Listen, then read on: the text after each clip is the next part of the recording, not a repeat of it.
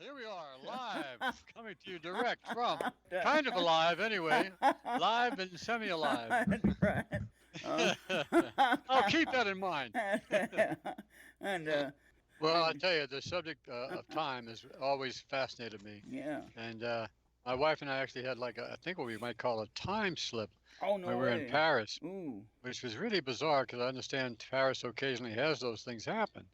I have noticed some things happening here that it makes no sense to me, but I just like ignore it. I've had things in my house happen where my clock shifted hours. Hmm. I don't know if you had Oh, a hour shift on a clock. That's the old click click, tick tick tick yeah. clock. Well, Um, I think, well, the fact that your clock changed, though, yeah, it says it's more than just a medical issue. It's something else going on, I would yeah, say, just by logic. Hey, yeah. Charles, how you doing? Doing just fine. When did you get started in the paranormal thing? You're asking a good question because I asked myself, yeah, well, if we want to go that direction, you know, I, I was born in '46, so I was a child of the '50s, so the UFO stuff was all over Was that TV. 18?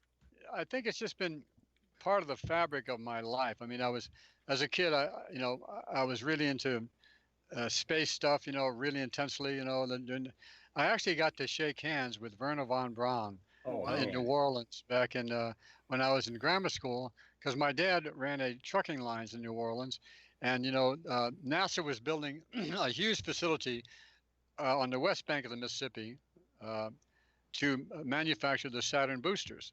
And then they had a little channel they Okay, could take it sure. onto the Mississippi River, and then sail it down the river out into the Gulf around the frying pan of Florida and into Cape Canaveral. Oh And wow. so the I trucking remember those days. yeah, and the trucking companies and all these people who are going to be providers of services to NASA for this new facility were invited to a luncheon. And I was just about 2 miles away in grammar school, and suddenly, like in late morning, my dad appears at the door of the classroom in a suit, and I went, "What? I've never seen my dad at school before. What's he doing here? Am I in trouble? Did something happen?" And I got called out of the classroom. He said, "Son, come with me." And I went, "Okay." He said, "No, I got a surprise for you." So I left with him, and he drove downtown to the Roosevelt Hotel in New Orleans, and there was this big luncheon. Everybody sitting in little round tables in a huge room, and the guest was Brenner von Braun, you know. And so he talked, and it was wasn't about rocketry so much as about business and just good public relations, that kind of stuff. And then after it was over, my dad, took me and fought through the crowd with his little sixth grader, me, and he went up and he fought his way up and he got into the space where Werner was talking to people, and he said, "I'd like you to meet my son. He's really into rocketry and space travel. He builds his own rockets. Me and my buddy used to build our rockets from scratch. Mix our fuels on the stove in a big old frying pan, usually with zinc sulfur, and eventually we evolved to like zinc sulfur and little Lennox, which added a lot of magnesium to it. And we'd build our rockets. We'd get stainless steel tubing and drill in taps and put in a nose cone and an insert that we'd order from Edmund Scientific, and we'd build a nose cone and tap in and put in metal fins, and then we'd go to the lakefront at Lake Pontchartrain in New Orleans, Uh-huh. and launch it off. One of the You have a straw along the side of the rocket, and you slip that over a straight wire as your launch pad, and we'd hook it up to a battery, get about 50 feet away, and hook up the battery, and it would light the rocket and fire it off.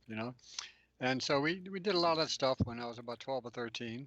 Me and my buddy Richard Bird, who I've just reconnected with in the last couple of years since childhood, and he's still down in the South, retired now.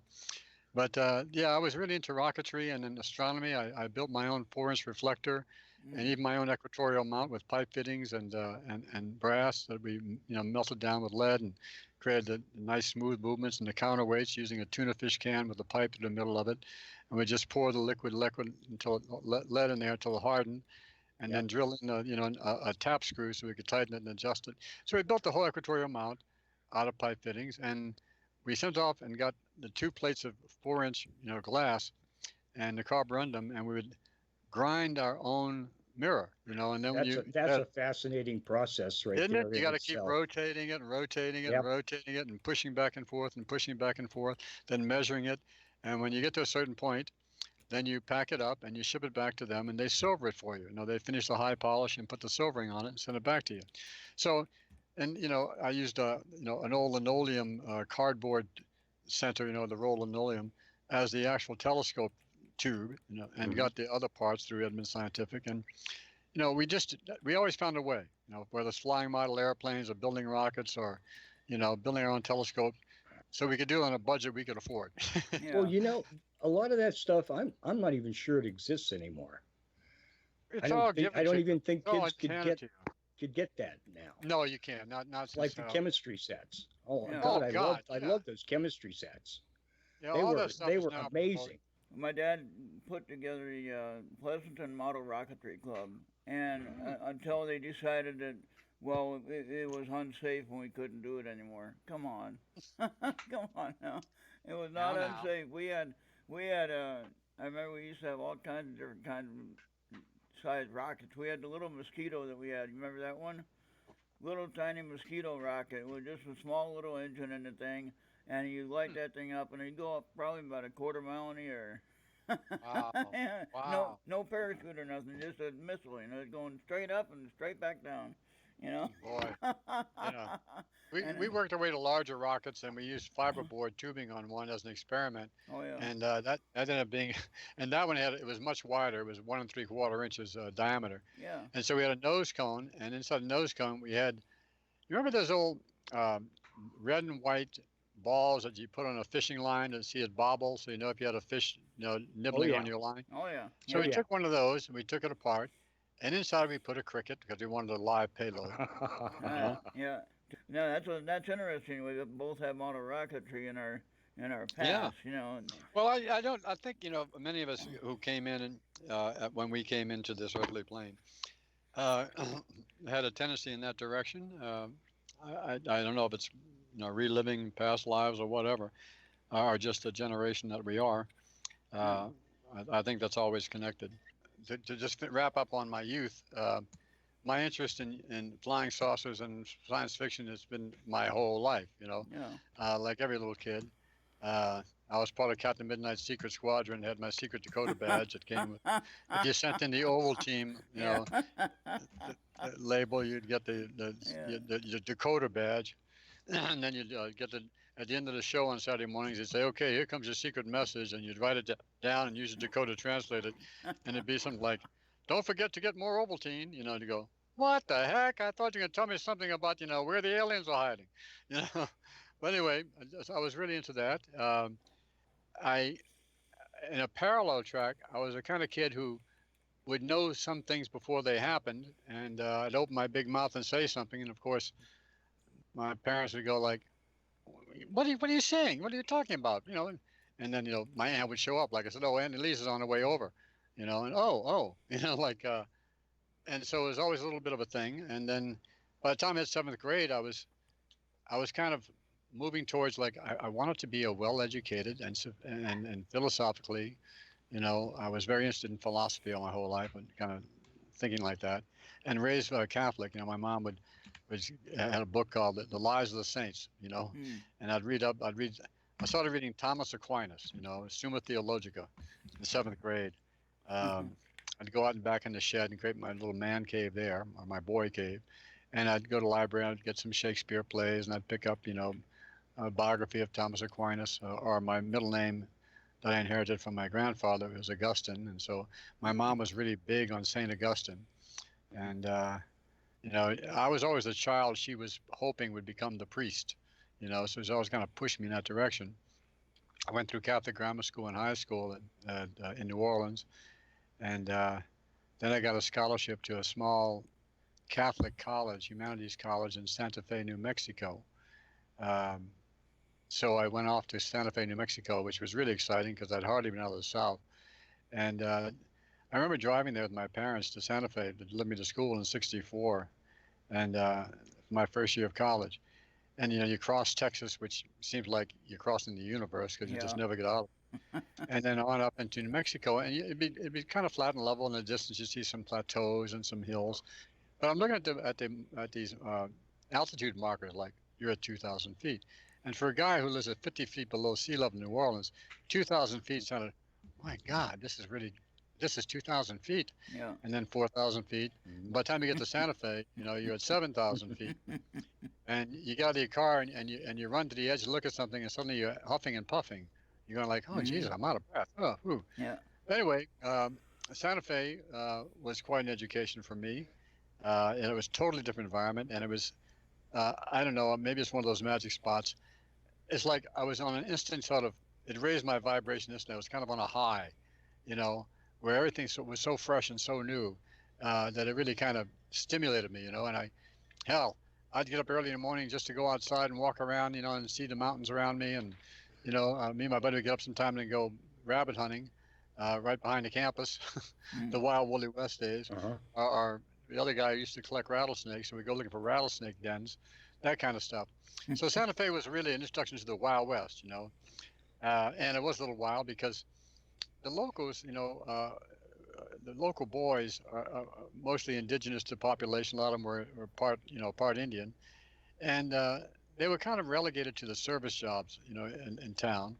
And of course, the girls, they all felt kind of trapped in Santa Fe. So the college boys were a real goal for the girls. Like, well, if I marry a local, I know he's going to work at the service station, or he's going to be mopping the floors at the local school, and like I do. And, that's my future. And I want a better future than that. You walk around Santa Fe at that time, and it's not like today. Today it's like Rodeo Drive, New Mexico. But back then it was still a very hoity-toity place. Very many wealthy people had estates up there and used to ski up in the Santa Fe ski area, like the DuPont family and people like that. I became freshman class president when I was there, and they were really trying to build good relations with the city. So I was always paraded out to all these different events, and met all the local politicians. And there was another college across town called St. John's, and got involved with them. And that was a great books school where you studied in Greek, and you spoke in Greek, and your exams were in Greek. So they were a pretty bright crowd. And I had a girlfriend over there. I used to sneak over there before dawn with donuts and my motorbike, and we'd climb in the dorm windows. Yeah. So Santa Fe was quite an experience. But this leads to something. And I was going through big changes. And, I used to do Sunday morning CCD teaching, teaching Catholic kids, poor Catholic kids who went to public school in Santa Fe, that come to the college campus on either Saturday or Sunday, and we would teach them their catechism. I'd done the same thing in high school. I taught the poor public school Catholic children in New Orleans in a black neighborhood. And then I taught way out in the swamps where the Cajuns live on Sunday mornings too, which was very interesting exposure for me because that was deep Cajun country. You know what I'm talking about, Michelle? Down there, they talk like that. I guarantee you that. You go down there, spend maybe 2 days, you find out what I'm talking about, Cher. That crowd. And that was a very interesting experience because we'd have to get up before dawn, drive over to the West Bank, drive out, find this little shell road that went out into the swamp, drive down that for a few miles. So we came to a boat landing, and there would be the kids and the parents arriving for church in this little pine wooden church they had there by pirogue, coming on their boats from their little houses out in the swamp. And so I got exposed to a lot of different cultures that way. And also teaching they asked me if I would consider, because this was 1962, would I consider teaching black children? And I remember I was so embarrassed. I flushed like, well, what does that have to do with anything? Do you think I'm, anti-black or something, which I was not. My mother was not. She was a real crusader against all that.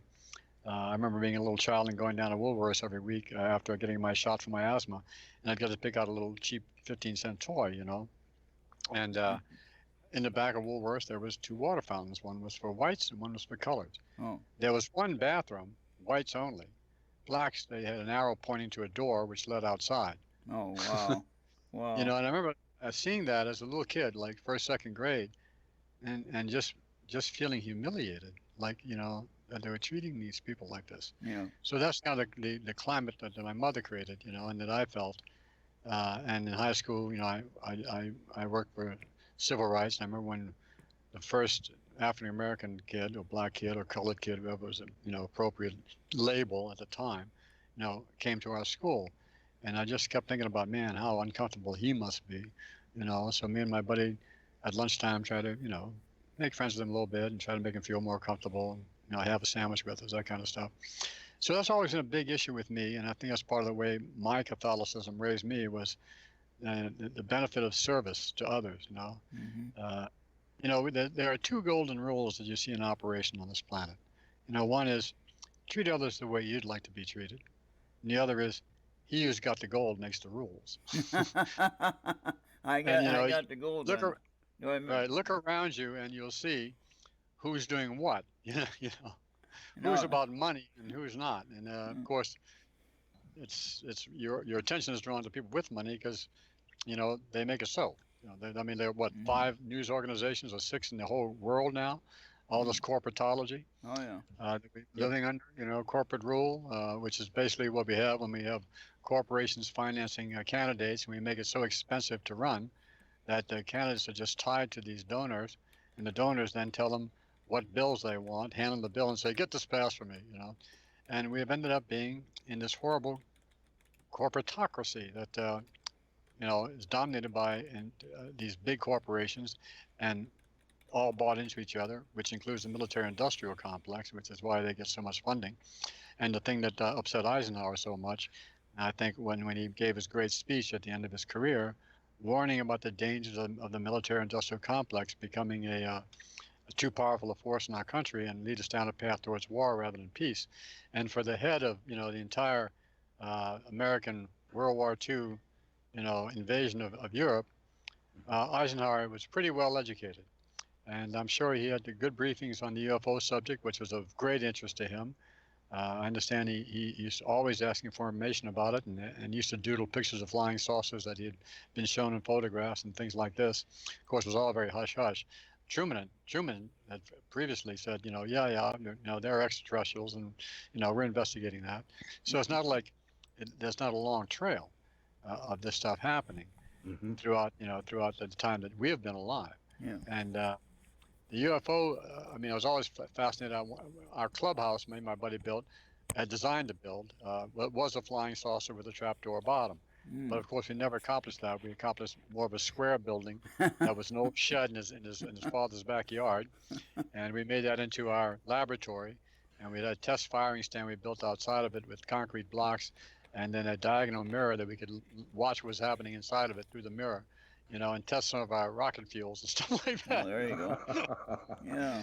So always into it, and then like you, kind of drifted away from it, got to high school, and my attention moved from dreams of Mars and beyond to more philosophical things. When I met English literature and English poetry, I fell in love with that, and it was more in tune with my inner mystical self, and I really enjoyed poetry and philosophy a whole lot, and that kind of captivated my interest. Although when I used to sit at my desk and just be listening to the teacher talk, I'd be doodling, and I'd often doodle this picture of a UFO hovering in a forest, and I'd draw that repeatedly, and when I found some of those drawings, and then I'd see next to it, I'd draw these question marks, like 4 or 5 really harsh question marks, like, what is the truth of this? What is this? What is this? What am I looking at? What is this?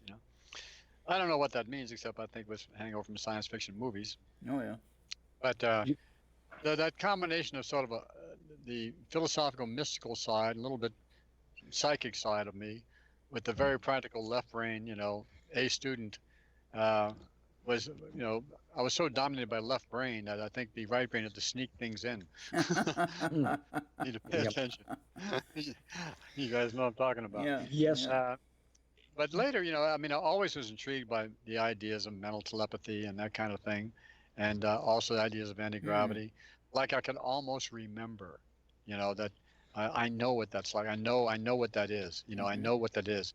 Electrogravitics. I know something about that. Yeah. And of course, as an adult, I'd done a lot of research, reading Paul the Violet and a lot of other serious scientific writers on the issue of anti-gravity and how it might be accomplished, and the confirmation of gravity waves that Einstein had predicted, that we recently got absolute confirmation of by the way it bent light around a star. Oh wow. So that kind of confirmed Einstein's speculation Yeah. about it. And the thing I find fascinating about Einstein in that respect, you know, his modus operandi reminds me a little bit of mine. He often would just use his imagination to explore ideas quite thoroughly. And I remember reading about how once when riding on a train, he was sitting there in his kind of absent-minded way, deep in thought, and he wondered what it would be like as he went through a tunnel. He noticed like the headlights shining on the side of the tunnel from the seat in the coach. He said, "Suppose I was the headlight, right? And I was the beam of the light, right? Yeah, you got it." And so from that imaginary position, and as he thought about it and took it apart and put it back together in his mind, that led to his theory of relativity and the E1c square formula, which I find fascinating. Mhm. So that modus of leading with your imagination is kind of the way I operate too, and I think a lot of artists do, and probably we all do to some extent. So usually I get in, like trying to work something out of my head, not quite as nearly as deep as Einstein, but my own little futile efforts. I was also part of the Pontchartrain Astronomy Society, and I was invited to address the group one time when I was 13, 14, and I saw an article in Scientific American about some ramifications of relativity, and it was a long article in Scientific American, at that time in the 50s, talking about some of the implications of Einstein's theory, and I pretty much read the article. I was so nervous, I didn't really give my take on it, and so they were very patient with me, the grown-ups, and as I clumsily read along this thing, and what I really wanted to do was get to my feeling that that gravity, as we understand it, is just an attractive force, that holds us from flying off the surface of the Earth, may have other components being counterbalancing it. In other words, gravity may also be a pressure, a kind of pressure. And I don't know why I thought that. I really don't know why I went there. But it's very interesting to me that in recent years I've been doing this research. There's a lot of stuff about that aspect of it, the idea in the quantum of what gravity waves are and how they operate. And it's gravity waves going out are like a pressure wave. So what you're saying is instead of bending space, it's just a pressure differential in space. Something like that. Works like that makes us think of gravity, think that we describe as gravity. Yeah, I think that I think that's very much a part of it, of what gravitational waves are, because gravitational waves coming out of a star seem counterintuitive to the idea that gravity pulls you into the center of the sphere. So these gravity waves create a kind of a pressure wave, and those pressure waves go out to the universe infinitely in all directions when a star explodes or whatever, or a supernova. And it's very interesting to think about, the secrets of anti-gravity are, I think, both more complex. The secret of anti-gravity would be being able to control the pressure. Exactly. Yeah. That's kind of what I think. It's either and controlling the pressure just mentally sounds a lot easier than bending space. Yeah. You bring up a very good point, because that's also, I think, in a sense, and this is really interesting,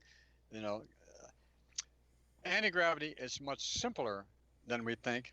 At the same time, it's like a lot of things. It's once you discover simplicity, you go, oh, then it just seems so obscure, and so absolutely, difficult. Absolutely. It's like you talk about, like the B-2 bomber, and I remember being told back in the 90s by one of the people I knew in aerospace that, because this neighborhood I live in out in California, this was the birth of the aerospace industry pretty much. And in my neighborhood, there were several retirees who'd worked in the military industrial complex for Lockheed. My neighbor who died some 6 or 7 years ago, Ed, he worked at Lockheed on the SR-71. He goes back to the 60s when we were first putting up satellites. and we were so far ahead of on reconnaissance than the world thought we were. What we could do even in the '60s with our satellites. People have no idea how Yep. advanced we were, and the same is true today. Well, People have no idea. this is something I've brought up before. It just seems like almost what happened. Okay, we progressed so much from the end of World War II up to the mid 60s. And then it almost, except for computers, okay, it just seems like everything just stopped. Well, did you notice this? You guys are old enough, I think, me being 72. Um, but I was following all this stuff when the Air Force Academy was opening and NACA was becoming NASA. Uh-huh. Anything that came on television or some of the men's magazines would have articles, things like this, and I'd scoop them up, and read all that stuff. But at that time, there was a lot of talk about the Air Force building their own flying saucers. Yep. And the Air Force Academy opening. Remember that? Yes. And so I could hardly wait to see the Air Force's flying saucers, And I thought, I'm going to join the Air Force when I get older, I want to be in a flying saucer. But there was a lot of research going on. And then suddenly, instead of being the hot topic on the cover of Look magazine or Life magazine, all this flying saucer stuff started toning down. And any reference to the Air Force building flying saucers disappeared. Totally. But I remember I was working in the early '90s with Mike Younger, who represented a group, said he was a liaison between a rogue group in naval intelligence, which wanted to counteract some of the propaganda that the MJ-12 group was putting out. And I learned through this. I was just asked to go cover him as a speaker by Don and Vicky when we became partners, because it was being done in Santa Monica where I lived, and they lived far away over in Sunland. And I said, yeah, I'll go cover it. And so I entered this conspiracy conference that night that Steve Polidorus and Norio Hakawa were running at the Women's Club on 4th Street in Santa Monica. And I went in and introduced myself to them and to the speaker, who was this guy who called himself Mike Younger. And he was supposed to be representing this group. And they said, you all want to hear about flying saucers. He says, but we'd like to, we'll cover some of that stuff for you. But we really like to address a broader look at, the world as you know it is not the world as it is. In the United States, as you know it, is not the United States as it is, And then they present all these different documentation and things and kind of swivel your head around, and make you realize we're living in a world that has been manufactured for us through the media and propaganda, which has very little resemblance to the world they make us think we have the freedoms in. They think we have the knowledge of. And that always bothered me and still does. I'm sure it does you too. Oh, yeah. Oh, yeah. All we are, and I don't mean this in too derogatory a way, but in one aspect, we're just the fuel. We're the taxes. We're the fuel, which gives them the budget to go have their secret space programs and advanced technologies and constantly be preparing for the next war.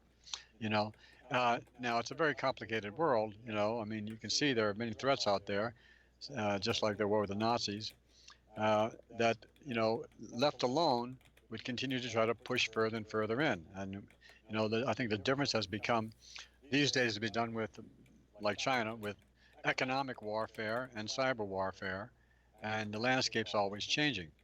By the time you're worried about nukes, it's too late to worry about nukes. Now you got to worry about them turning off the whole electrical grid, and things like that. The challenges change. So I understand and respect the need for this funding to stay on the cutting edge of technology so that we can stay in charge of our own lives. But it's a very tricky balance. As Alexander Hamilton said, he who trades freedom for security will get neither. And I think that's the predicament we find ourselves in as we retreat into more and more like defensive mode or fear mode or paranoia mode about war. When it comes to war and it comes to being safe, you go, well, when are you too safe? How much of your freedom are you willing to give up? How many times you want somebody reaching for your crotch and having you hold your hands up as you go through the fucking airport? How much of this is real? How much of this is manufactured to create a tracking system for every individual across the planet? Well, it's more than a tracking system, Rich. I think it's creating a mindset. You know, it's fear porn. And it hits you every day. I'm telling you, that's what they That's the part manufacture. that's and that's a control item Well, the same thing right like there. you watch these It's a people on late night methodology. television. Yeah, and you're like late night TV preachers, preaching, fire and brimstone, and don't forget to send in your donations today. Daddy needs a new private jet so he can It's the spread same. God's message. It's the same. It's the same methodology. It's just toned down a little bit or a little bit more subtle, but it's constant.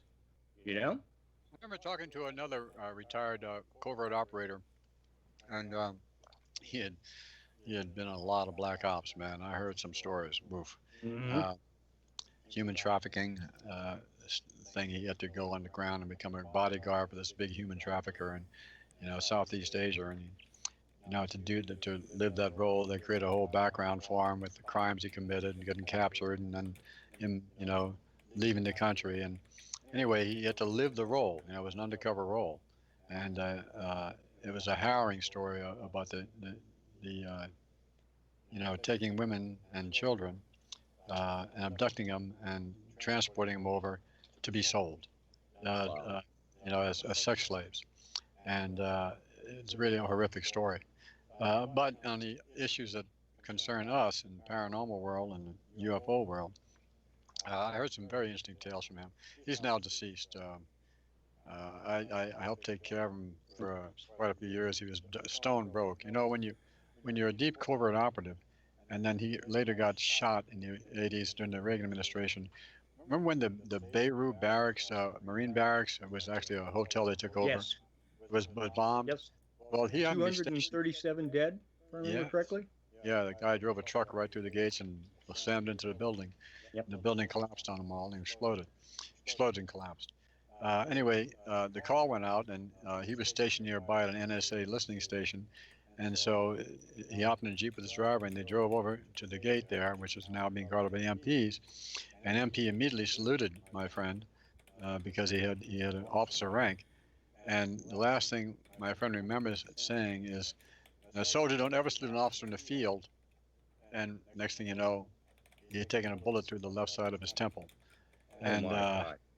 he was taken offshore to the USS, I think it was Iowa, yeah, the Missouri, into their medical lab, and patched up and brought back to the States. But that was the end of his operative career. He was being groomed for the head of the counterintelligence chair by his mentor, whose name I cannot mention. I just not allowed to mention it. Who just died several years ago, and there's a new one. That guy sits in what they call the chair.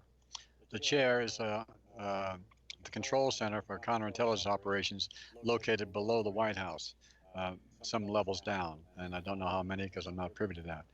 But actually, you've seen reproductions of it because they remodeled it with all the computer banks and everything else, and they kind of got the idea from Star Trek. It was like the captain's chair, so it's called the chair, and he would direct counterintelligence operations all over the world. It's funny. Paul Casey, who was the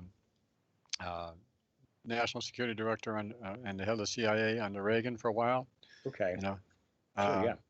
yeah. Well, Casey was one tough son of a gun, as you know, very tough son of a gun. I remember one of his statements, and this always blew me away. This isn't exact wording, but it's pretty close, and it's a public. You can find it if you go looking for it.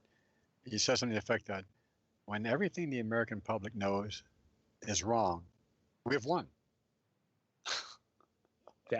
I've heard that quote before, and it is a bit downheartening, I guess. Well, it's just that some we're days, the only some days ones I out of think the loop. That's the only thing is the foreign countries aren't out of the loop. It's just we're out no, of the loop. no. I'll tell you another thing. There, they think that people don't want to know. I guess A lot of people don't. people need to know, I know a lot of and I people think don't. there are some of us that are doing everything that we can do to get the word out. But I, I think it's the pot's getting ready to start boiling. Well, the way I I look hope at so. that, the way I look at that is this: um, we've been going through kind of a intermittent soft disclosure since the 40s, right? from the first headline, Army captures disc. Oh no, it's weather balloon, and it alerted the public. So there's been like this gradual sort of leakage and soft exposure, and with the birth and the success of MK Ultra, done by Gottlieb and those guys, from Hmm. scientists we also brought in from the Nazi regime, and they really worked hard on this mind control stuff. And the Air Force by 1952 was deep into MK Ultra technology. The idea of amnesia, that you can install amnesia and block out you send somebody on a mission, they come back, you can create amnesia so they don't remember it. And when you think about it in relation to going to the moon and our astronauts, they also went through those kind of things when they came back. They'd be sequestered or in what they call quarantine and debriefed. And part of that debriefing, as you've heard astronauts say, sometimes involved hypnosis and drugs. And if you read the interviews of some of these people, and I think it was, which one was it? One of the astronauts, it's blank in my mind. He was asked a question like, every time we ask you about what was it like to be on the moon, you said, well, we did our first, we had to set this and do that, we had to dig for the rocks and do that. And you go through like a laundry list. And you go, no, but what was it like to be on the moon? And you just stared at him blankly. I mean, That it might must have have been even very been exciting, but that might have been Aldrin. it might have been Aldrin. I don't think it was, though. I think it was one of the other ones, although Aldrin had a lot to say about various things, but he never really talked Later, about that aspect. later, Later is one of the other aspects. I can early actually find it. on, It's in that. everybody was, just right there. Just that same kind of answer. Yeah. What? And so this Who guy who kept was it? questioning Who him. was it that became the painter? I That do remember. I was don't the know. second crew, I think, maybe on the moon, that became pretty well known. Did some pretty well known painting of situations on the moon. Yeah. Anyway, But the idea that, you know, the government is now into wanting to create the perfect tool, the perfect assassin, the perfect mindless robot that will do what they want them to do and not remember they did it. I ran into a couple of those guys from the Vietnam era with Linda Moulton Howe at the conference. They were talking to her outside a table, during one of the breaks, and I always kind of drift around and try to listen to conversations, and I joined her at the table. And these two guys were, about my age, and they had gradually discovered that they had been used in this manner, and they had agreed to it and signed on for it, and that the guy discovered it accidentally when he was living in Texas. He had a pretty good life, he had a good job, and things like that. And the guy walked up to him and recognized him on the street and called him by his name. And of course, he was under a different name. He had no memory of it because that had all been blocked out of him. And the guy couldn't get over the fact that, like he knew this guy well, and here's this guy going, I don't know, you know who you are. And the guy thought it was strange.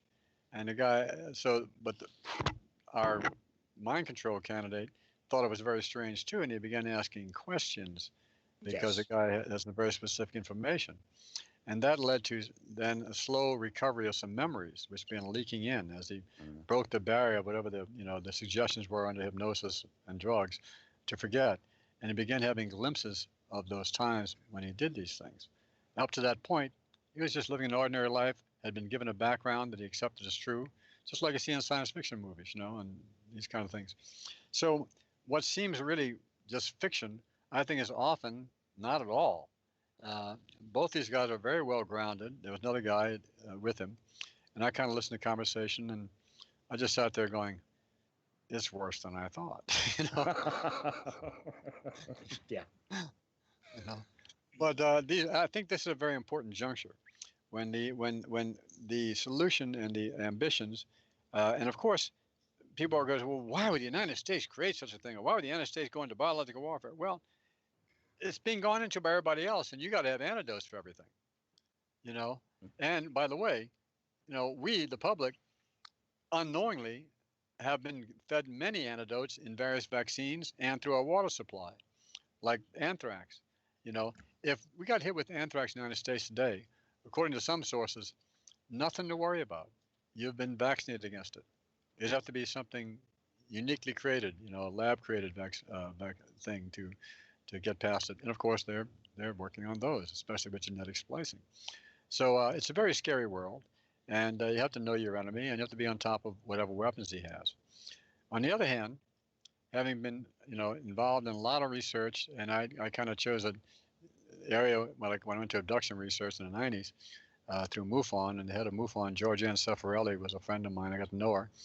And I said, I'm interested in cases involving people who are abducted who report military presence, you know. And so she handed me this juicy case, which later ended up being covered in Len Stringfield's status report, the last status report, the strange case of Dr. I forget, Sergeant Malone, whatever. And that was the case I had worked on. And we were supposed to turn into Leonard, but suddenly he was getting much more ill than he had been. And Georgianne said, we got to get in right away. He wants to get this done before he dies. I went, oh shit. And I was on the road doing an acting job. And so she wrote up the article and put it in there. So if you look at the Len Stringfield's status report 6 and read about Malone, what happened to him in a naval hospital and his history, I mean, what a case that was. He was actually with the Army going into Berlin at the end of the war, to the ruins for, things and for survivors and for more Nazis.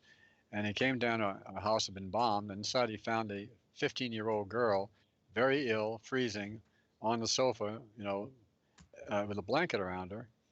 And he kind of tried to help her. And he became very attached to her. And he ended up marrying her and bringing her back to the States. Well, their whole lives was very complicated. He was an agent. His cover was he was part of the Army band, that was his cover. And when he came back to the States, he would travel with the band, but his real goal was he was to look for possible locations of uranium as they traveled around the United States, that they directed him to, somewhere in the East and somewhere in the West. They had so many bizarre experiences, including when he was taking care of her, getting her healthy in Berlin in that house. Her parents had been taken to the camps because they refused to go along with the Nazi agenda, and they owned a big pharmaceutical company, and so they had been put in camps, and she was kind of left to fend for herself. So even the day he found her, they report that a little red ball kind of followed him through the house until he found this woman, right? A little red ball of light about the size of a tennis ball. And later in the United States, when they were being moved from location to location, traveling with the Army band, and she was an Army wife, they were assigned to go into Colorado Springs. They were actually approaching Colorado Springs from the west, coming down around Pikes Peak into Colorado Springs. And it was cold and there was snow on the road and everything else. And they were traveling and going around a big U-turn curve coming down from western Colorado on the old pre-I-70 highway. And suddenly coming right at them was this red ball of light heading right for their windshield. And the last minute, he swerved into the opposite lane because he thought this red light was going to crash in their car. Well, the red light just passed right through the car. And then immediately behind it was an 18-wheeler that would have crushed them had they not swerved to get out of the way of it in the opposite lane. So this little red light seemed to play a role in their whole career. The actual case concerned their daughter, and she was having all kinds of experiences up in Grass Valley with giant triangles and being abducted. And I interviewed her extensively, and she took me out to sites to show me, what things that happened to her right here in LA. She took me to one site up in the San Bernardino Mountains and said she was out driving, and she pulled over here for the view, and she had missing time, and the last thing she remembers is seeing a big black triangle. So the military aspect of it, I was going, well, with this MK Ultra program, and I'd read Carla Turner's book and reviewed it, Into the Fringe, for UFO Magazine that Vicki had tossed me. And I found Carla's story so fascinating that after I read the review, I called her to talk to her, and we ended up talking for 4 hours, and she invited me out to visit them. And they had moved from Denton, Texas, where she and her husband had all these weird experiences, to just outside of Little Rock. The curious thing was that they were directed to move there by the most bizarre, out there thing you can imagine. It was sort of like the Men in Black, but these were very, very Men in Black. These looked like corpses.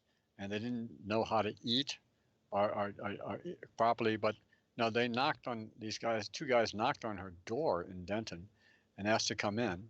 And they explained that they were occupying these bodies temporarily, but they are from a different reality. But they had a great interest in her and her, in who she was, and they recommended that she move to this location. They gave a specific location, and there was a property available outside Little Rock. And sure enough, after all she had gone through, they were anxious to get away from Denton, and so she was teaching. She was a doctor of Middle English Studies or Early English Studies. Very brilliant woman, quite an intuitive herself. Carla Turner. Are you familiar with Carla Turner? Both of you or either of you? I have heard of her. That's all. She was a What? great abduction experiencer and researcher. Okay. And she really was active back in the 90s. She died prematurely of liver cancer in her early 40s, and was a great loss to us. And her husband had been in the Army, and he was involved in the Army Security Agency. Same thing I'd listed for originally, even though I ended up as an artillery officer. But anyway, he was a computer whiz, and he did a lot of programming, creating programs for the military. But he was also an abductee. And under hypnosis, he would suddenly things he didn't remember were coming to the surface.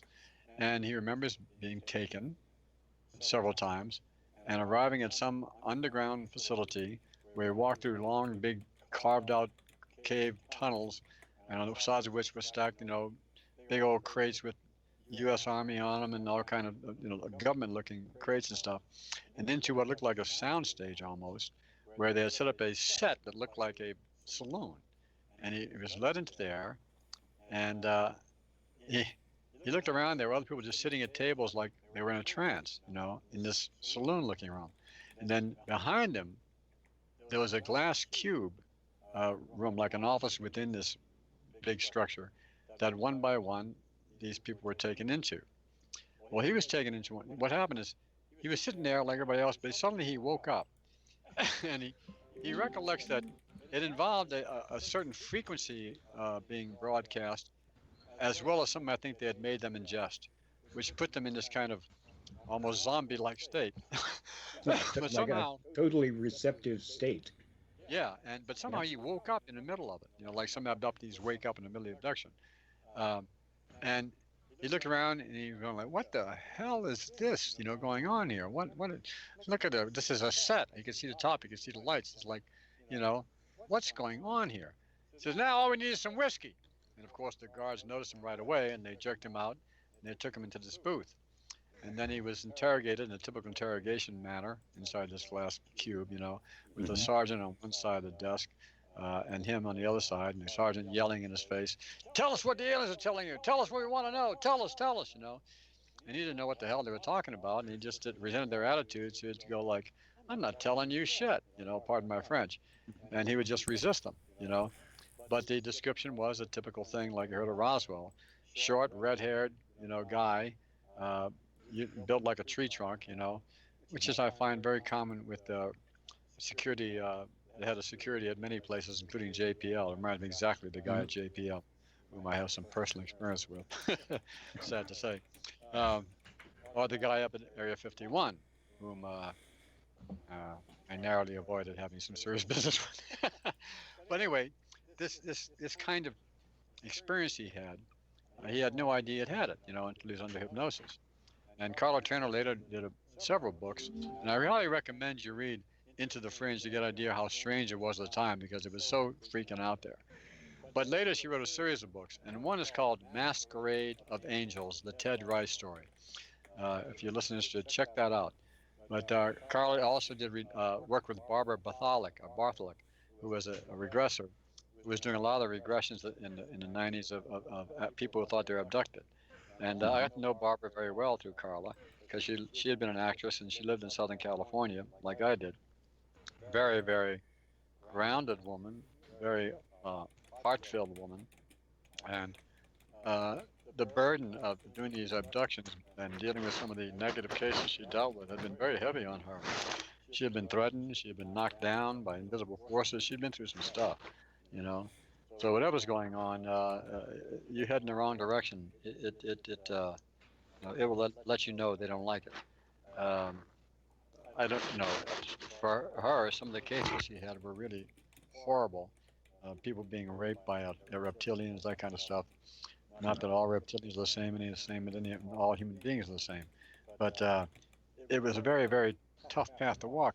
And that's where I got my respect for like a lot of female mentors in my life. I've had great mentors, and a lot of them have been female, especially when I got into the paranormal field in LA, looking at stuff and doing exploration of all the metaphysical groups. I met women who were incredibly intuitive and had incredible, powers and healing powers and things like that, chakra work. And Well, really, without getting, I think it's just as a general rule, women are more connected yep, to the I other agree. side I agree. than we are. I totally agree, Charles. And I'm not sure whether that's just inherent Well, it's the or old whether expression, it's cultural. woman's intuition. Yeah, I think it's Well, it's yeah, it's a yeah. little of both. I I think think it's a little of both. yes, I think it is. I think it is probably both, but I think a lot of it is inherent. It's just women have a closer grasp than we do. Mm-hmm. So Well, I think what we're seeing is that those two aspects of any human being slowly balancing out, and you see it in the women's drive for full civil rights. The whole idea that the hunter absolutely. gatherer going out and the woman staying home and preparing the meals and taking care of the kiddies, and the guy comes back to the cave. Through that stage, to where we settled down and domesticated, and the woman ran the household, and the man, plowed the field or whatever, and took part in politics, and of course, women weren't, to touch politics in the patriarchal societies that we are aware of today. There have been matriarchal societies, but you don't read much about them. I suspect in the next 10 years you'll start reading about ancient matriarchal societies because there have been a lot of them. As this new balance is created, not just between men and women, but within ourselves, between our masculine and feminine aspects. And it has nothing to do with sex. It has to do with yes, what psychology assigns as what they call feminine or receptive values and empathy, and masculine values of strength and aggression and protection, those kinds of things. You know, and I remember in high school getting ready to went to a college prep school, and they gave us a bunch of psychological tests in Minnesota multiphasic and all that kind of thing to see what your real interests are, what might be the best path for you to pursue. And getting called into the counselor's office when the results of the test came back from my meeting with him. And the first thing he asked me when I sat down was, tell me something. How did you take this test? I was like, well, fill in the bubbles. No, I mean, but how did you come up with your choices? And I'm going like, what do you mean? I read the question, I picked the best answer, and I bubbled it in. He said, well, your case is kind of unique. He says, you're a perfect balance of the masculine and feminine, 50-50. Never seen that before in all my years of counseling. I didn't know what I was supposed to say. Oh, I'm sorry. I apologize. He said, no. It's like, I just want to know how you took it to make sure it is accurate. And, I think that has something to do with the fact that I had this intuitive side that allowed me to be a little bit psychic, even though I wouldn't even know the term at the time. And I think it more is intuitional. But I think the difference between intuition and psychism, there is a distinction. They overlap. But intuition is things that come from your soul's path. Psychic may be a skill that has developed in past lives that has come with you as well. But I think there are distinctions. For intuition, you don't see yourself as having any kind of special psychic ability. I know I don't, and yet I do. But I don't. It's not like I can tell you tomorrow you're going to run into an old friend you haven't seen in 30 years. yeah. I can't do that. I don't even try to do that. I And do, however. I think the more you try, the less more you create a successful you barrier. are at Yeah. it. The thing Because I've learned it's is just that there. It just happens. it's there, and what I've learned through meditation all the years, and maybe you guys learned the same thing, that you're reading on a moment, you're reading on a situation. You're often being fed information from your intuition about what would be best in that situation, right, to do. But it's so immediate, it's so simultaneous that with our left brain dominance, we go right past it. Mhm. We didn't even notice it until you go, oh shit, I should have listened to that. I should have paid attention to that.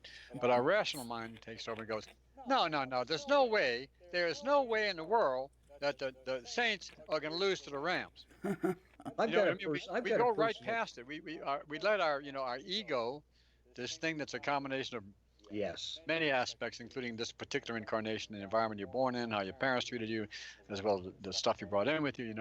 But pretty much we're dropping into a black hole when we get into our bodies, because we lose the memories of the continuity of our consciousness, and I think that's part of the evolutionary I process. think that's part of the necessity. I do too, because Because you can't have. if we came in knowing what we needed, what we need to know, then we wouldn't be able to relearn it or Yeah, learn and it learn it, or and get it right the first time, yeah, whichever it is. I think You what know, it is, it's sort of like ultimately we're all in a playground. right? Yeah, We have because it's and all one. we're doing it with one hand tied behind our back Hmm. We because chose that's to. how we do it. That's how we chose to learn it. Yeah, it's like if somebody reads you the end of a book before you read it, you go, "Oh Why should I read the man, book? you know, why'd Yeah, you it's do no that? fun. Oh You yeah. can't take the journey." You know, Yep. I don't want to know what's on page 14 when I'm on page 2, or page 298 when I'm on page 75. I want to take the journey, especially as an actor and storyteller. And Oh, you absolutely. realize we are storytellers, and we're story livers. We all That's have a built story. into our DNA Yeah, for at least 40,000 years. The story is what creates our human cultures. yeah. And the stories we tell ourselves to And this, yes, and ourselves. yeah. Yes, the stories we Well, tell ourselves. our life stories are the stories we tell ourselves, and you can Yep. pick any thread and tell a life story from that point of view. Like I talked about rocketry and astronomy and science fiction. I could tell the story of, you know, the poverty we went through as kids. I mean, the different stories you can tell about your life, because everybody lives a very, very interesting life, and the things that come into our life that are very challenging and unpleasant, they didn't they you can't expect them, and we talked about this a little bit too, right, Ronald? Yeah. And Charles, like when you Yep. get hit with something that you don't see coming out of left field, don't want to get into it, but both of us had experience with cancer. You kind of go, Yep. this can't be. This can't be. This is not supposed to happen. You know. Exactly. And Oh, then it's like your body has turned traitor, yeah, yeah, and it's just very very difficult to get a grip on. yeah, and it changes and completely rearranges your life. You know. Yep. Like my wife said, I went from Brad Pitt to Woody Allen in about 2 years. You know. Well, that's okay. That's okay. Woody Allen has his appeal too. Absolutely. Were I as smart and clever as him, I'd probably be rolling in it. And a terrific musician, by the way. I wouldn't be dating my I got a stepdaughter. question I want to ask you. This is personal, Yeah. kind of. Oops. Okay. Um, when you've mentioned a couple of times that you liked science fiction. Did you read science fiction as a kid? And As a kid, who was I your read. favorite, or a young adult, I- say? As an adolescent, I read Isaac Asimov and Robert Heinlein. Remember the first I book of knew Heinlein that. I read? I absolutely knew that. Yeah, yeah. Yep. Those I are knew big we, I guys. knew at the we time. had something. Here's a point I see why you guys respond to. Sure. I believe that, and having lived in Hollywood a long time, I've seen this so many times. A movie will come out like Volcano, and about the same time or shortly thereafter, there'll be 2 or 3 more movies about erupting volcanoes, either in Los Angeles or in some, Oregon town or whatever, and the people having to escape and solve the problem. And you see it over and over again, where one subject is suddenly like it's floating in the collective subconscious, and whoever gets a handle on it and does the work and gets the script in first gets the deal. You know what I mean? Yeah. And the others go, well, we're already sort of kind of cranking up too, so we're going to go ahead with ours too, and one will be a big success, the others will, So you're not so telling much. me, you're Yeah. giving me a timeline on that I'd never really considered before. Yeah, and I feel like I always thought it partner. was, following. They were just each was following the other. But you're okay. Yeah. I've See seen that in other areas, Well, and in it's Hollywood, historically they're the inventors. Who invented the yeah, radio? exactly. Was Right, it exactly. Marconi or Tesla? I mean, it's within weeks of each other.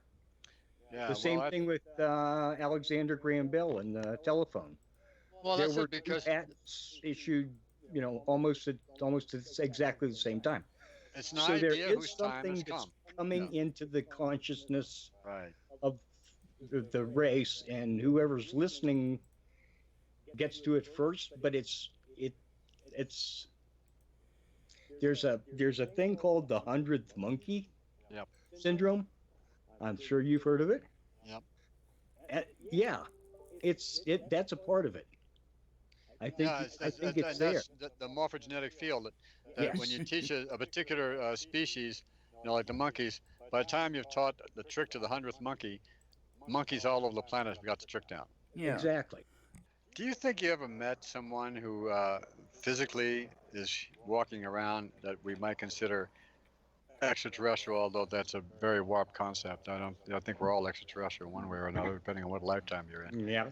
Because I think what we call human consciousness is really just soul consciousness. I mean, I don't care if you're wearing scales or snake skin or human flesh, uh, or just a cloud of plasma. I think the souls are all the same, and so Yeah. we I think tend to it is. have the same strengths I and think weaknesses. at the root of it, it is just consciousness. Yes, It's no I agree. his, hers, their. It's it's all consciousness. I had a very interesting experience one day when I was leaving Dadaji's house up in Northern California in San Rafael, and I was driving into San Francisco for the day to meet an old friend, and the traffic was very heavy, and I was approaching the Golden Gate Bridge from the north side, heading into San Francisco, and they're just kind of sitting there in very slow traffic, and just then those fingers of fog were coming over Mount Tamalpais and descending down towards the highway, and the Golden Gate Bridge was slowly being the fingers of fog were passing through it, and the fog was coming in. And everything was moving at that kind of pace where the fog is slowly moving. And a very subtle but powerful shift took place in my consciousness. And that shift was that suddenly there was like two things happening.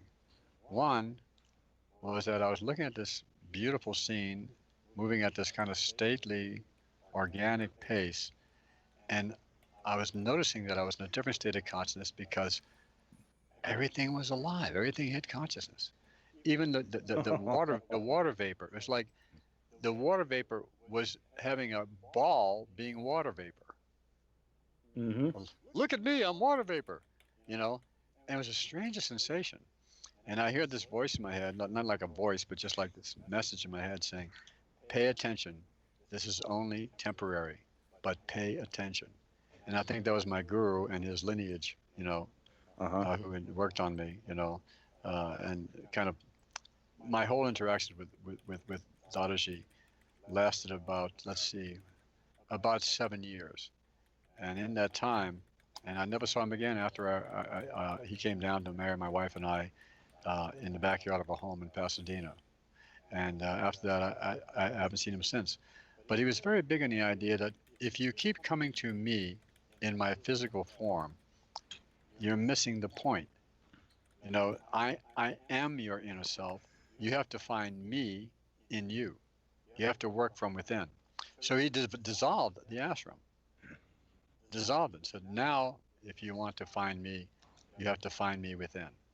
In other words, in your mind, you have to find me. That's a remarkably enlightened viewpoint. Yeah, he was enlightened, I can tell you. Oh, absolutely. Things I went through with him were truly amazing. Some of the things he showed me and took me to. And I say he and his lineage because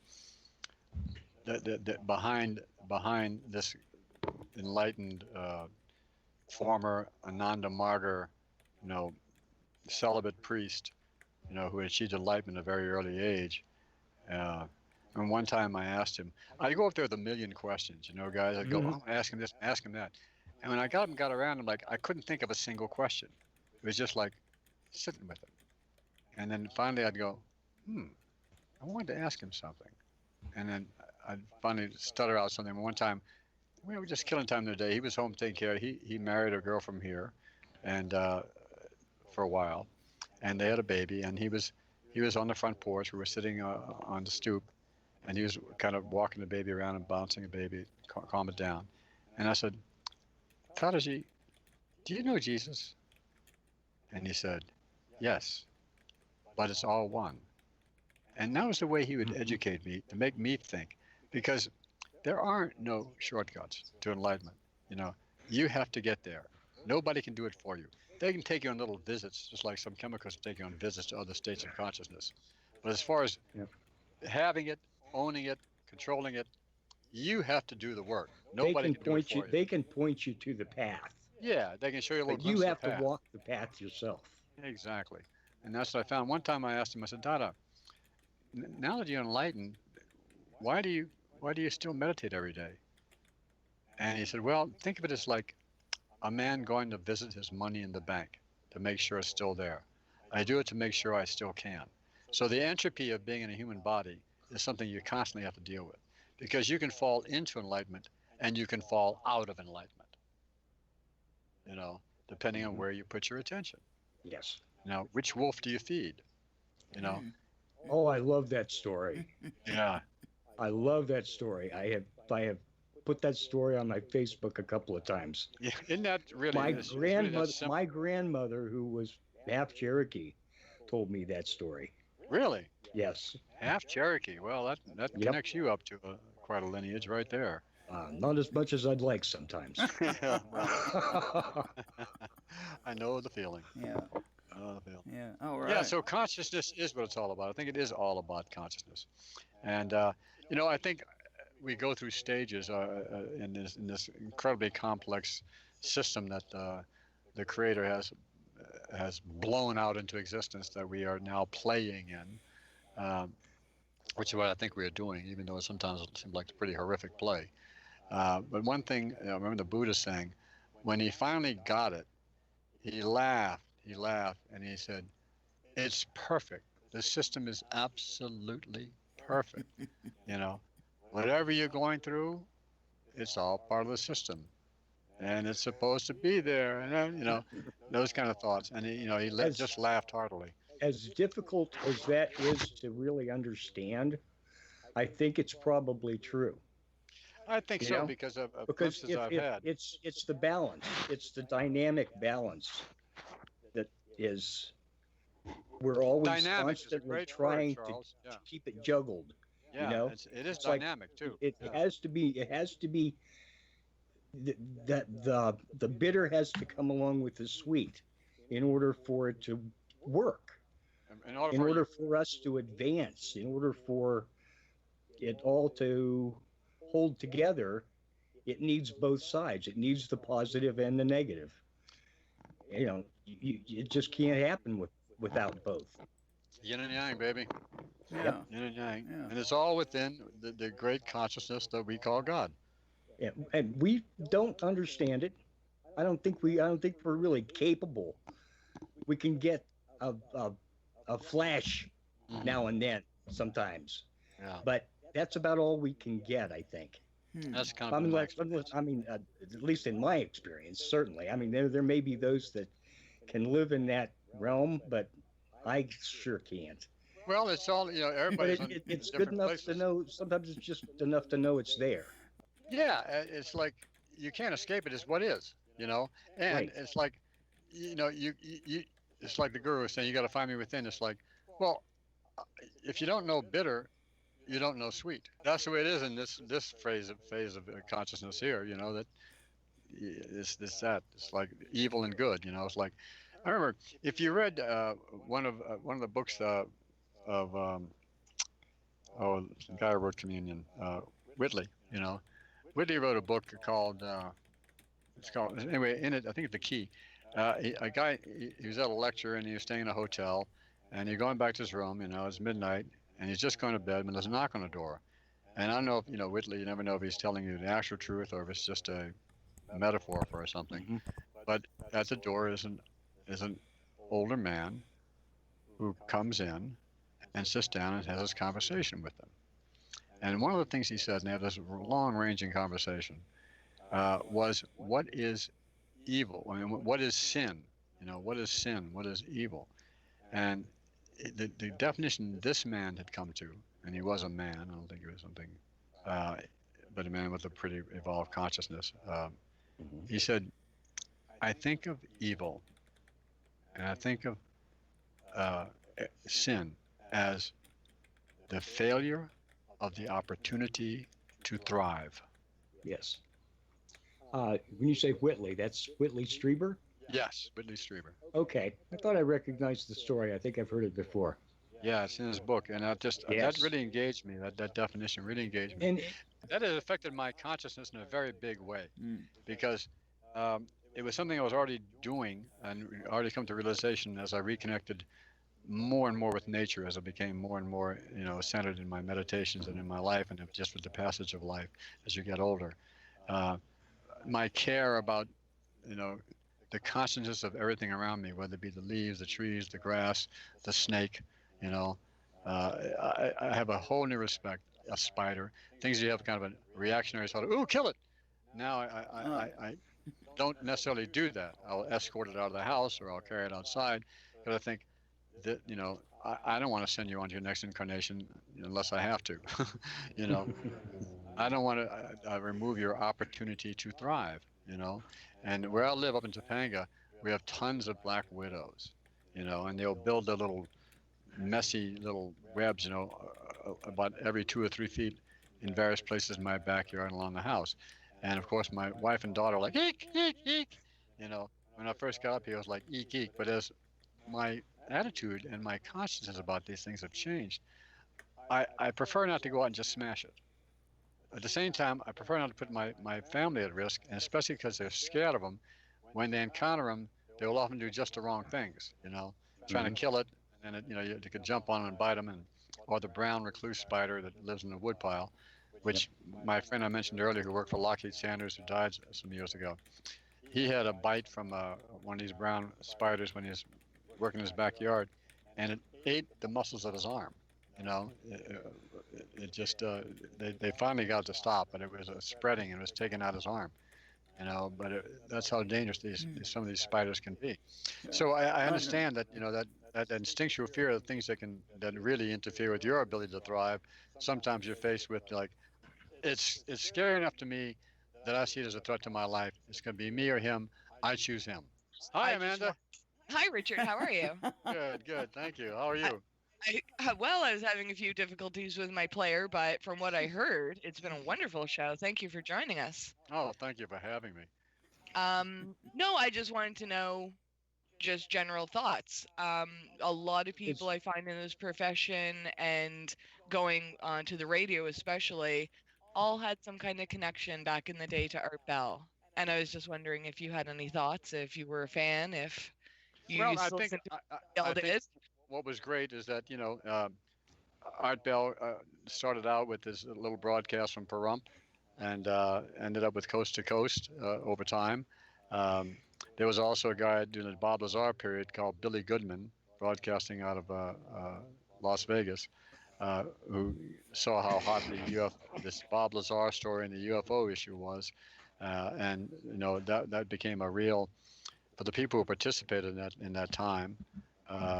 It was a very exciting time, because all the stuff was exploding in your face, and all this rich propaganda and mixture of information and disinformation that was pouring out of the inner sanctum of our government, manipulating us left and right, both for stacked agendas. Anyway, Art Bell was very important to create an avenue, just like Don Ecker was. When I met Don back in 1991, he was the research director for UFO Magazine. I've been reading UFO Magazine for a couple of years, and doing my own research, combing through bookstores, buying books and that kind of stuff, and making a transition from making my living as an actor to wanting to produce projects on paranormal and UFO subjects, because it always had a strong interest for me. So I was trying to make the transition. I'd done a lot of TV work in the 70s and 80s, and a lot of commercials, which were very lucrative. Anyway, as I was going through that transition, I contacted UFO Magazine to see if they were interested in forming a partnership, so I could get them to help me develop projects which I could push, into Hollywood. And so Don and I met up near his house at a little chain restaurant, Coco's, that he used to like. He used that as his office. He had a corner booth, He used to do interviews there rather than up at his house because they published a magazine right out of their house. I remember being there many a day, when the new issue was getting ready, and then they'd bring in these stacks of the new issues, and we'd have to put address labels on envelopes and put the issue into it, and that deadline kind of thing, get the magazine out there, that we did. I lived at Don and Vicky's once we formed a partnership. I mean, I'd be there at 8 o'clock in the morning and sometimes not leave there till midnight. And I got a big education through Don Ecker, and he had a radio show that broadcast on the cable radio network. That was not too far from his house, the studio. So I would sit in with him often, while he did his show. And at that time, he was interviewing all the big headliners. And of course, at that time, when doing the induction stuff coming out, he'd be interviewing Whitley Strieber or, John Fowler or Bob Lazar, And so it was really interesting. And it had an extremely loyal audience. And some of the audience would actually come down to the studio and sit in the lobby to listen to the show, And we had That was many so fun. adventures. Yeah, we had many, many adventures. Don and I are like, I know, close as you can be as brothers. I love the man to death, and I think he feels the same way. And when we get a little drunk, he often expresses that. Yeah, I think Rich, that's how alcohol works. yeah, that's how it works. In vino veritas. Oh man, I love you. I know, bud. I know, I really love you, man. You know. Now and then you just got to blow one out. But I think we share a lot in common because, we both had a military background. We're both fascinated by this subject, and we both kind of had similar takes on it as we evolved along, although we kind of split off. I'd come again with a much more philosophical, metaphysical point of view into the UFO subject as I got older because of my personal experiences with it. It became much more complicated than looking for just a physical craft that might have crashed in the desert, which I think is a fair amount of disinformation around that too, used to cover up crashed experiments, that kind of stuff, and to keep you from looking at deeper issues involving it, which is that there's no way, through this stuff. You can't get around it. It's in control. You're not. You can't outthink them. You can't outsmart them. They know what you're going to do before you do it. Just like that ranch in Utah. They're like, no matter what they tried to try to get footage, the intelligence that's operating there, however they do it, would always be a step ahead of them. Knew what they were going to do before they did it. And so it could avoid the cameras. It could play with them a little bit like that. And that's kind of the predicament I think we are in a larger picture.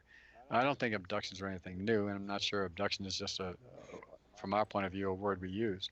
I think what it is that each of us come with a history and a purpose attached to us, and with a purpose. And whatever it takes for your soul to achieve that purpose is provided for you. If it means physically taking you to adjust something to make sure you live to the point where you experience what you're supposed to experience, that'll happen. If you're ready for a jump in consciousness, and there'll be entities there, causing that or reinforcing that to happen. As far as enlightenment goes in our personal development individually, I think like the universe, like gravity waves, it comes in waves. And between the waves, it's like sitting on a surfboard waiting for the next one. You do all your due diligence. You do your meditation. You try to become balanced and conscious, and you can make some progress. And that some progress you make then allows for the fact when the big waves come, you can get that thing up to speed and ride that wave. If you're not prepared, the wave just washes over you and you're back in the lull. So I look at the same thing happening right now. There was a wave that hit me in the early 70s that I was doing my work, and suddenly that wave just picked me up and shot me ahead. Suddenly I was wide open, for a while. And then things calmed back down. Whatever chakra adjustments were made, whatever stage of enlightenment, there's a long period then of consolidation of the new awareness and the new integration into your worldview that takes place. And it may last for years, and there may be smaller waves that come, but when the giant waves come, if you're ready, you get to ride it. If you don't, you gotta wait for the next wave. And meanwhile, keep doing your diligence, So that's kind of the way I view it. Does that make any sense? Yeah, it makes a lot of sense. Now, amazing. Now, you, when you were in the military and doing your growing up, were you ever interested in public speaking or in radio Well, field? I never ever thought about it, but here's the funny thing about that, and this I mean about you, life pushing you in a path. From the time I was in first grade, I was always picked to represent and speak. Um, in first grade, I remember one day they came and pulled me out of the classroom down to the principal's office. I don't know why. Mhm. I thought probably because I mouthed off the teacher when she's saying about how, in the Bible about how, God, you know, told Abraham to kill his child. And I laughed out loud. And she went, Sister Mary Rosemarie. And she was like, what are you laughing at? What's so funny about that? I said, well, whatever that is, that can't be God. Because if God loves me more than my mom and dad do, I can tell you right now, my mom and dad would never put a knife through my chest, to prove something to somebody who says they're God, but wants you to commit a murder on your child. Mm. And she went like, huh? And I thought, oh shit, I'm in trouble. Yeah. And I got downstairs and they put me in front of a microphone. And it was the big station in New Orleans at the time, WWL, and I was being interviewed. And behind the interviewer, this woman who was a popular host on that station is asking me questions, because I guess I had a really high IQ score or something like that. And, it was one of the highest in the diocese at the time. And they're like, oh, well, here's one of our, kids. But nobody told me nothing. I just marched into the room and I sat down. They started asking me questions. I'm looking at this row of people standing behind the questioner, including the principal, Sister Mary Carmel, And every time I answered a question, I go, yeah, no, I don't know, yeah, no. And behind her, she's mouthing at me with her lips like, yes, ma'am, no, ma'am. And she kept distracting me. I kept looking up at her going, what is she saying, you know? And then I was like, thank you very much. I went back to my classroom and I just kind of forgot about it. And then I later asked my mom about it, who informed me that that's why I was called down there because, I was considered exceptional or whatever at the time. But throughout my life, after like second grade, oh, we're doing the school play. Here, Richard, here's your lines. You're going to play, King Mouse in the Nutcracker Suite. All I remember from that is that, when we actually did the performance, the girl opposite me, who I say something mouthy to as King Mouse, she takes off her shoe and hits me on the head. And this girl took off her shoe, which was a high heel, and banged me on the head. And I just saw stars. Like, but it was like that. I never thought about acting, ever. Even when I got grown up, I mean, I wanted to be a writer. I was still looking for my path. Mm. I didn't know what it was, I liked writing, but I was lazy, and I was such a perfectionist that I'd reject most of what I wrote before it ever got out. I really struggled with that. But public speaking was like walking down the street to me. It was just something that was natural to me. And so they always had me up there, being the host or whatever. And that even in the Army that happened, we're having this big event. We'd like you to play the host. Oh, okay. Oh, they're doing a big play downtown and they want you to play the lead in this play. I said, well, I'm busy. I mean, we're in the field. I can't do that. I wouldn't even know how to get in from the field. Oh, no, it's already been arranged with the post commander, You'll be picked up at 6 o'clock every night and driven downtown, and you're going to play this role in the Civic Players big production because we like good relationship with the town. And so that's your assignment. Like, oh, okay. So it's like that. It's like I never chose it. I kind of backed into it. And after I got out of the Army, I did a lot of plays then in the Army for the ulterior motive is that I went to the theater one Saturday afternoon with a fellow officer who had been an actor before he came in the Army. He said, let's check out the Post Theater. So we went down there and they were auditioning a play. So I'm sitting there, while Philip, my friend, who took me there, wants to get an audition for the play. I'm just watching him. Then I noticed on the stage there were 2 girls auditioning and they were both. Wow. This is different than going down to the local bar where the soldiers hang out and some B-girl saddles up and says, buy me a drink. And I went, I think I could like this. Yeah. And the guys, anybody else want to audition? And before I could even think about it, my hand was going up in the air, going, yeah, I'll audition. And so that led me doing play after play after play while I was in the Army when I had the time. And then after that, I went on to the University of Kansas for my last 2 years of college because some of the people I worked with in the Army had said it's one of the best theater departments in the country. Mm. and it was a lot cheaper to go to KU than it was to come to UCLA because UCLA was like $625 a quarter, and KU was $324 a semester. And I was going back on the GI Bill, you know. So when I went to Kansas, the GI Bill was enough to cover my room, not my room, my apartment, all my expenses. I could do it just on the GI Bill, you know. So I went there and I had the most incredible 2 years imaginable. And then I left there and it's like, well, everybody's saying, the girls are all saying, you should go to Hollywood. You should be on a soap opera. And the reviewers are saying, this young man should go to Broadway. He really could make it on Broadway. Uh, and I just thought, well, I know what theater's like. You're in the theater all day, and then at night you do the play. You go to bed about 3 o'clock in the morning. You get up around 11. You got to prepare for the next rehearsal. You never see daylight, and you're inside. And I'm a real outdoors guy. So I said, I'm going to do movies where you go on location, and they pick up the bill. That's where I'll get to see the world. I never did in the Army. They kept me stateside for 2 years. Fortunately, I didn't go to Vietnam. So I thought, well, I'd rather be outdoors. And, I also get tired doing the same play over and over again. With the movie, you shoot it, you move on, the next project.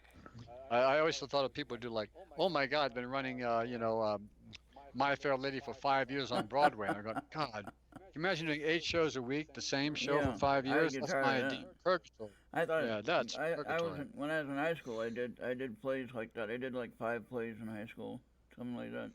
I did a Little Abner. If you remember that play? Little Abner, sure. I played. And the dog patch. I played right. Daisy. I played the guy that turned into the Incredible Hulk after drinking the potion. As I grew as an actor, I went from like just instinctual acting, and then I went through a phase where everybody told me, no, you've got to dig deeper, and you got to sense memory and emotional memory, and so I studied with a method teacher for many years in LA, while working in the film department as an actor. For the director's lab, where because I wanted to get film of myself so I could show the agents, what I look like on film and try to make connections and all that stuff. And the UCLA film department had big names in it, successful directors and cinematographers that, taught there as well. And so it was a great way to connect myself to the LA, community as a wannabe actor. Because I don't care if you're a writer or an actor, it's like, too many people in this town come here and they end up waiting tables or parking cars and doing menial jobs. And they don't work hard enough on their craft, or they're not acting all the time. If you want to be a good musician or a good actor or a good writer, you got to do it every freaking day. Yeah. I'd produce my own plays. I'd put together my own productions at times, I would do everything I can. I'd work at the UCLA Film Lab. I'd study methodology. Later, even when I was on General Hospital, at night I'd go to acting class with a bunch of other professionals. I mean, it was just for working professionals, guys like Ted Danson and Tom Selleck, Michelle Pfeiffer. And, Michelle and I were pretty close. What was your character in General Hospital? I used to watch that with my mom. Well, he was a lawyer named Howard Lansing, and he was created by the new head writer who had just left Guiding Light and been hired by Gloria Monty, the producer, and Freddie Silverman, the head of ABC, because they wanted to pump up General Hospital's ratings. Oh, yeah. And so they had written this character he had created was one of the first characters he created for his tenure as head writer. And he was an interesting character who falls in love with his brother's wife. Oh, boy. And he and his brother have a complex relationship, But what happened was my audition was that scene. And that reminded me of what you said about you going up on your lines. Yeah. So I was well prepared for this audition. I prepared really well for it. And I remember sitting in the office in the waiting room, and there were all these others sitting around me, and they all looked like what I consider typical soap opera guys. And they were, cleft chin, handsome, and I felt like, well, geez, I'll never get this kind of gig. This is just not, this is not me. I'm not one of those super handsome, chiseled guys. But I was a well-prepared actor. And I could hear through the wall the guys going into the next room where they were performing the audition. Some of them talked louder or lower, but I could just tell by the tone in their voices if they were really connected or if they were, quote unquote, acting or playing results. Like, be angry when you're supposed to be angry. That's called playing result acting. It's kind of like you see on what I call half-hour sitcoms. Yeah. It's not really organic. It's just sort of like set up the one-liner, hit the joke, set up the one-liner, hit the joke. You know, that didn't interest me much. I think one of the appeals of acting that came to me was it was a great way of self-exploration, Mm. much like the metaphysical field and much like the UFO field. What you learn Wow. most is about yourself. Well, I think the idea of like when you change your frequency, reality changes for you. Yeah. What becomes real and possible changes. And, it's like a woman who can lift a car off her son who, the jack fell off the car and suddenly she lifts it. It's like if it's the right thing at the right time and it's supposed to happen that way, that mother will have the strength to lift that car off her son. Yeah. You know, And a and 90-pound woman lifting the front of a truck off with a big old 8-cylinder engine, so yeah. the son can get underneath the car Yeah. and then walk away fine. You go like, well, that ain't supposed to happen. How can that happen? How can a little old 90-pound woman, you know, pick up the front of a pickup truck? It just doesn't happen, but it happens, Yeah. Yeah. because it needs to happen. And the shifts can happen instantaneously, and it may not even be you doing it. It may be some other being that's part of your guidance system or around you, uh, you know, with the power to support you in making that happen. That's what I mean by everything being tailored to every individual, every entity. I think on planet Earth, it's so complicated and so unique and so brilliant, as only the Creator could do it. That when you get the big picture, you just got to sit back with a big belly laugh and go, "Oh, I get it," and then you got to go back and play the game. Now, Bill must have a great breadth of knowledge just from what he's done. Good evening. Mom, is that you? It's my son. We finally made contact. Mom, when I was 7 years old, what? Never mind. I hope you had a great time, Richard, on with Ronald and Charles. Oh. Yeah, we're having a good time. And, I'm glad you're listening. Oh, yeah, well, they're great guys. I met them in person. They came here for Pine Bush last year, and they're two wonderful guys and very passionate and they're very knowledgeable in the field. Well, we're having a jolly old time. I yeah, can we're tell you having a that. Fun time there. And Well, I want to know something because Uh-huh. I wasn't listening for the last few minutes because I was editing shows for the Moss station.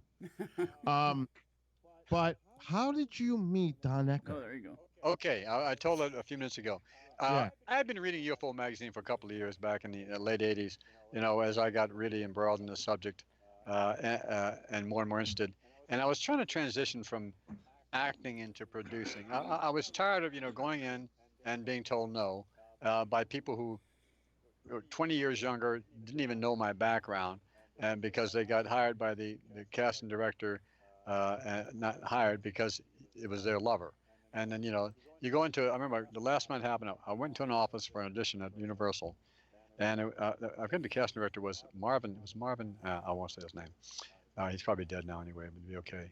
Anyway, I go in and he's behind his desk, and I sit down and have a chat with him, and he keeps looking past me across the room, and so eventually I turn around, and there sitting was a young man, and he was just watching this go on, him interview me, and he wasn't introduced to me or anything, he just sat there quietly, and I thought, what the hell's going on in here, So anyway, I come back for the next audition, and now it's this young guy in the chair interviewing me.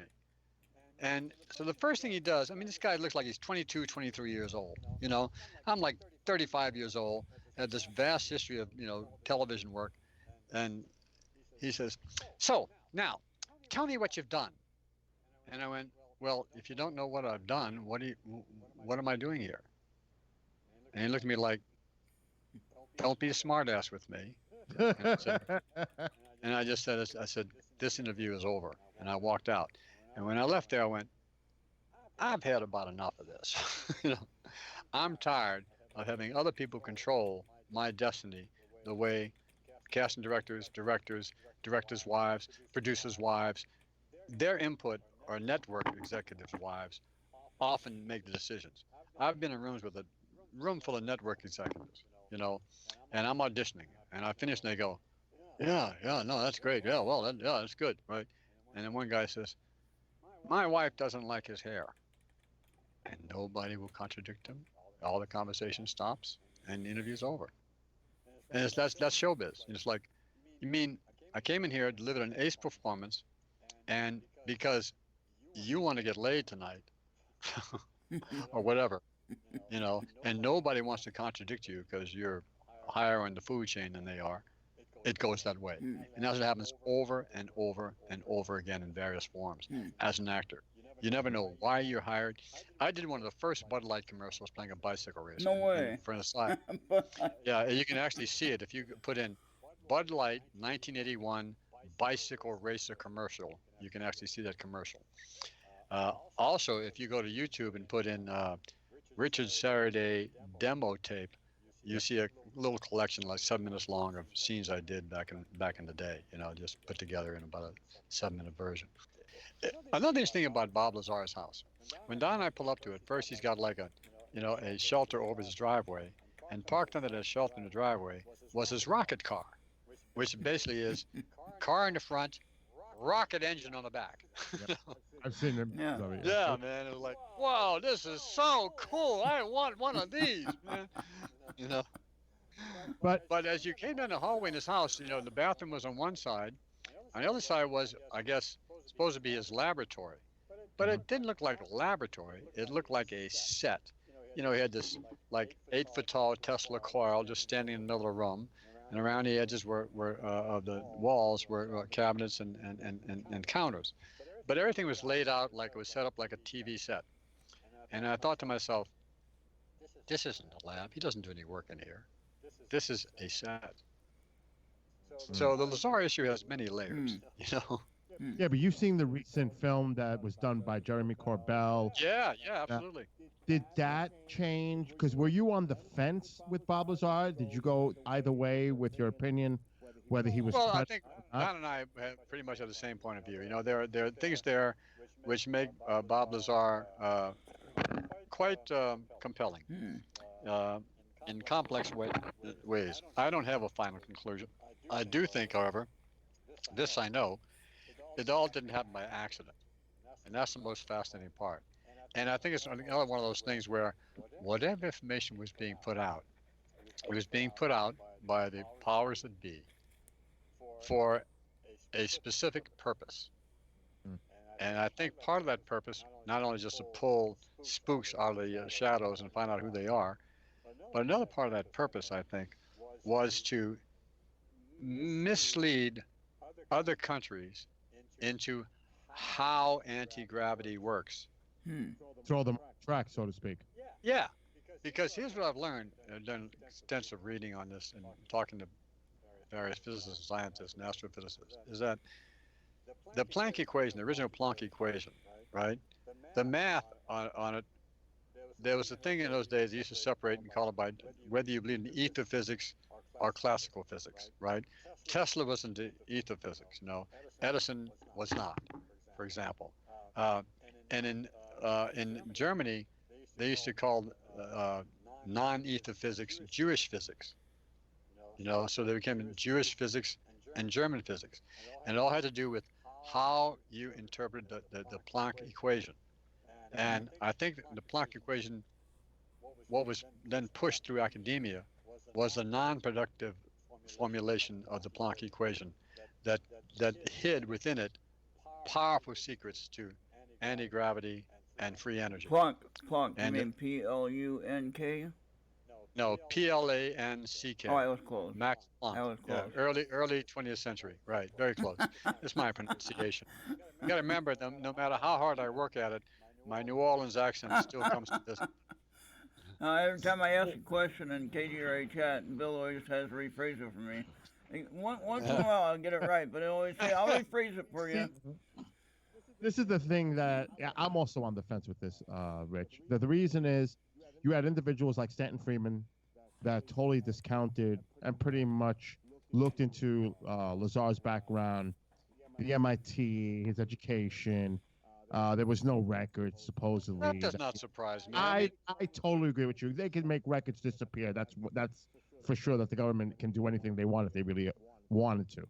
Now, well, you can get your record expunged for a DUI, for Christ's sake. Exactly. But I mean, if the covert community wants you to be erased as far as any connection, believe me, that's something they do on a regular basis if they need to, Absolutely. you know, Now and to the cover up like my friend who was, an active, you know, SEAL assassin. And there are many kills behind him. You know, one of the great, I mean, assassin. What do you call it? The rifle. God, Sniper. sniper. Yeah. Um, he performed many of those kinds of acts over in the Middle East over the years, including some pretty awful ones that were only designed to get him killed. At one point, he had his sights right on Libya, on the Libyan president, and they're waiting for the. He said, "I got my sights, just get to go." And his spotters on the phone back to Washington to the politicians, "We got him right here. Here's our chance. We got him right here." And they just waited and waited, and the word came, "Stand down," and so they didn't do it. Those are the kind of things that go on that you don't really hear about too much, you know. But their identities when they come back to the states, they've been active in some of the, in the Middle East, is that there are guys looking for them and their families. the So thing, their identities have to be completely erased and a new identity provided. the thing also, you had George Knapp that initially, he said he had interviewed witnesses that would validate Lazar, and then a lot of them either refused afterwards to go on the record or they simply disappeared. Yeah. And so there are both sides. And I would look at it this way. If I wanted someone, and we all know that Lazar was an intelligent individual from an early age. This kid was developing stuff on a bike when he was in his early teens. I Yeah. mean, he had a background. Whether you want to question his education, Exactly. I agree with you. Yeah, totally. now That's what I think. What's his name recognized? The head guy over at Los exactly, Alamos. exactly. They wanted someone from that was going to look at this in a different perspective, someone that would view it outside the box, so to speak. Right. Brought him in and to see if he could pick up on anything that the others may not have. Right. I agree. I see that's the possibility that I kind of lean to that could be the case. Well, when you bring that up too, don't forget he had mentioned that in some of the security screenings they have to go through when they leave the base and come back, that occasionally they would take them into a room and give them a pine liquid to drink, and they would then have a hypnotic session where you don't know what's being done. Exactly. You don't know how he's being programmed because they got this stuff down. They can do it. They've been doing this it. for decades. They've had a lot of practice in doing what they need to do. And that's not even mentioning the secret societies that have a continuous record going back, whether you're talking about the Masons or any of the subsets of that. This is nothing new to them. We're playing catch up. And It's what they're almost- doing is they're dangling the ball in front of us and moving it around like you do a beam on a wall for a cat, just to keep from getting a real beat on it. When you think of paperclip and you think of what happened after World War II, and meanwhile they were trying to track down the Nazis that were associated with Germany, but at the same time, right after the war, what happens? The Soviet Union and the United States swap in and take in all the scientists that were working on their programs. They were given a pass. They came here and they pretty much developed our programs. That's just a little bit of the hypocrisy and the whole thing that was going on that time, but they pretty much built our space program. Yeah, they did. I mean, and some other programs that people can question and speak about, but I just want to ask this, my final question to you. And you've had an extensive background in doing research and your involvement in this field. Is there one particular case that, in your view, you find to be credible,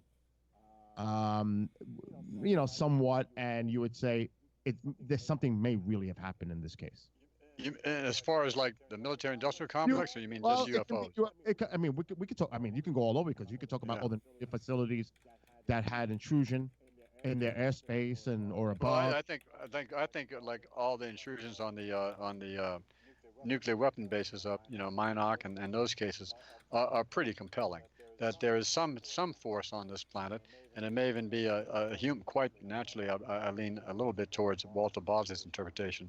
That a lot of this stuff has been developed and came from the Prussians through the Germans to the Sonora Aero Club in California, where they were developing, the anti-gravity platforms from the sightings of those blimp-like things in the 1890s, on forward, and that many of the quote-unquote flying saucers or UFOs we see flying around or human inventions that are achieved by manipulation of these secret societies that have a lineage, continuous lineage going back, thousands of years, or at least 1,000 years.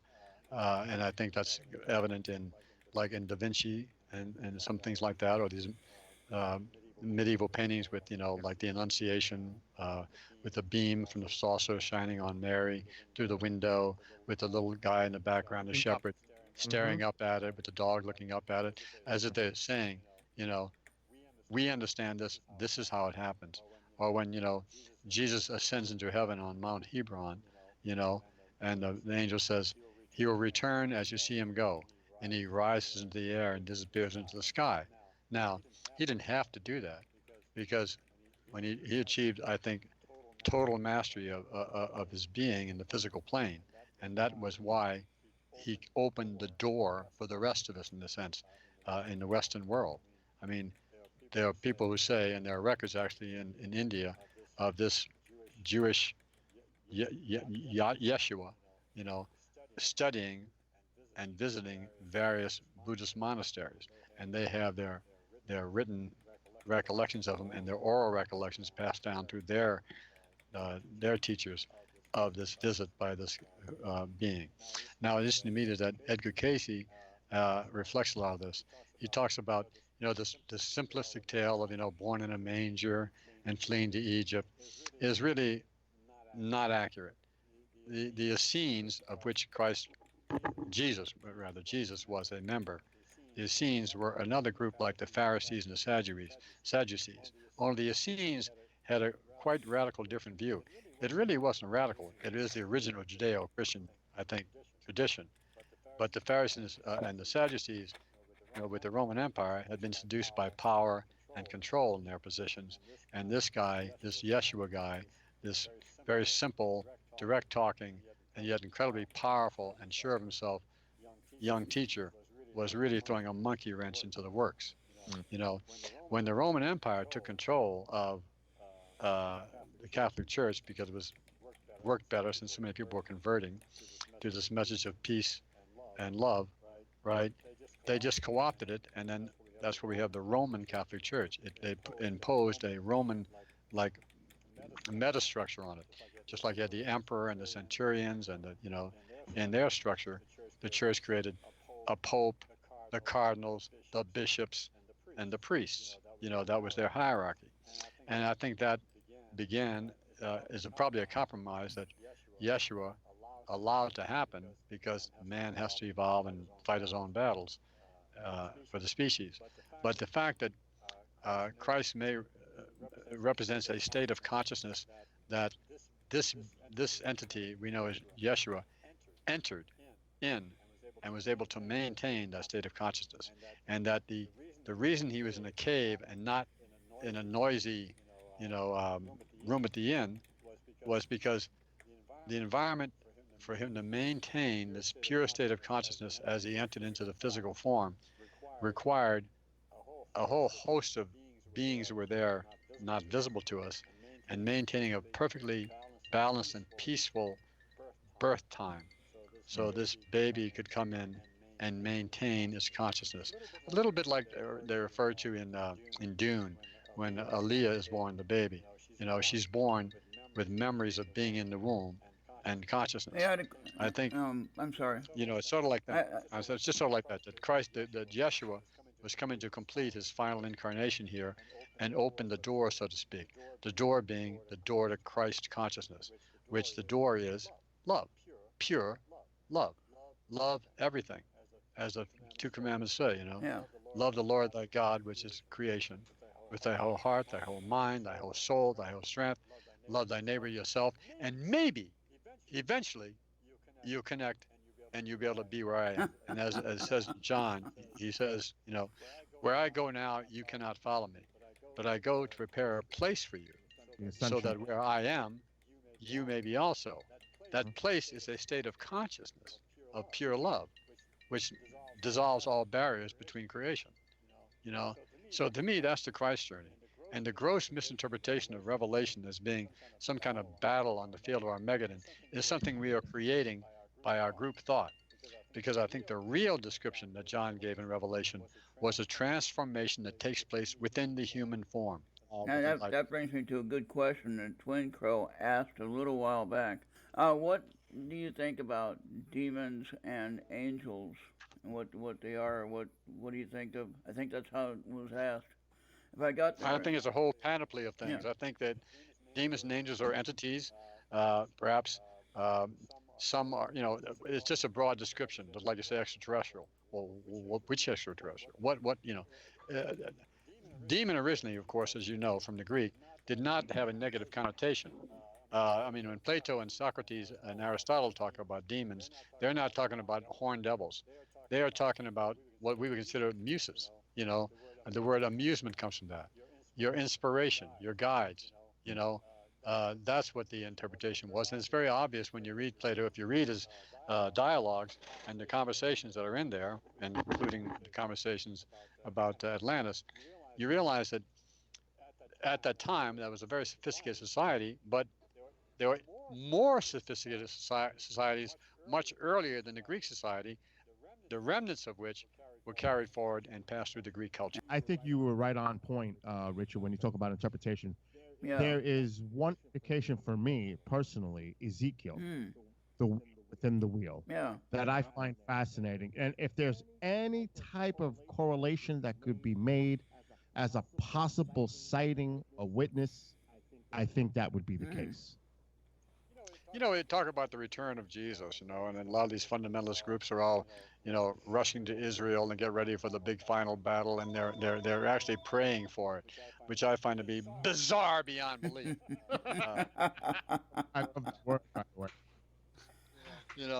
It's very interesting how, the collective consciousness, just like propaganda, can build a whole false reality for you, in which you're totally embroiled.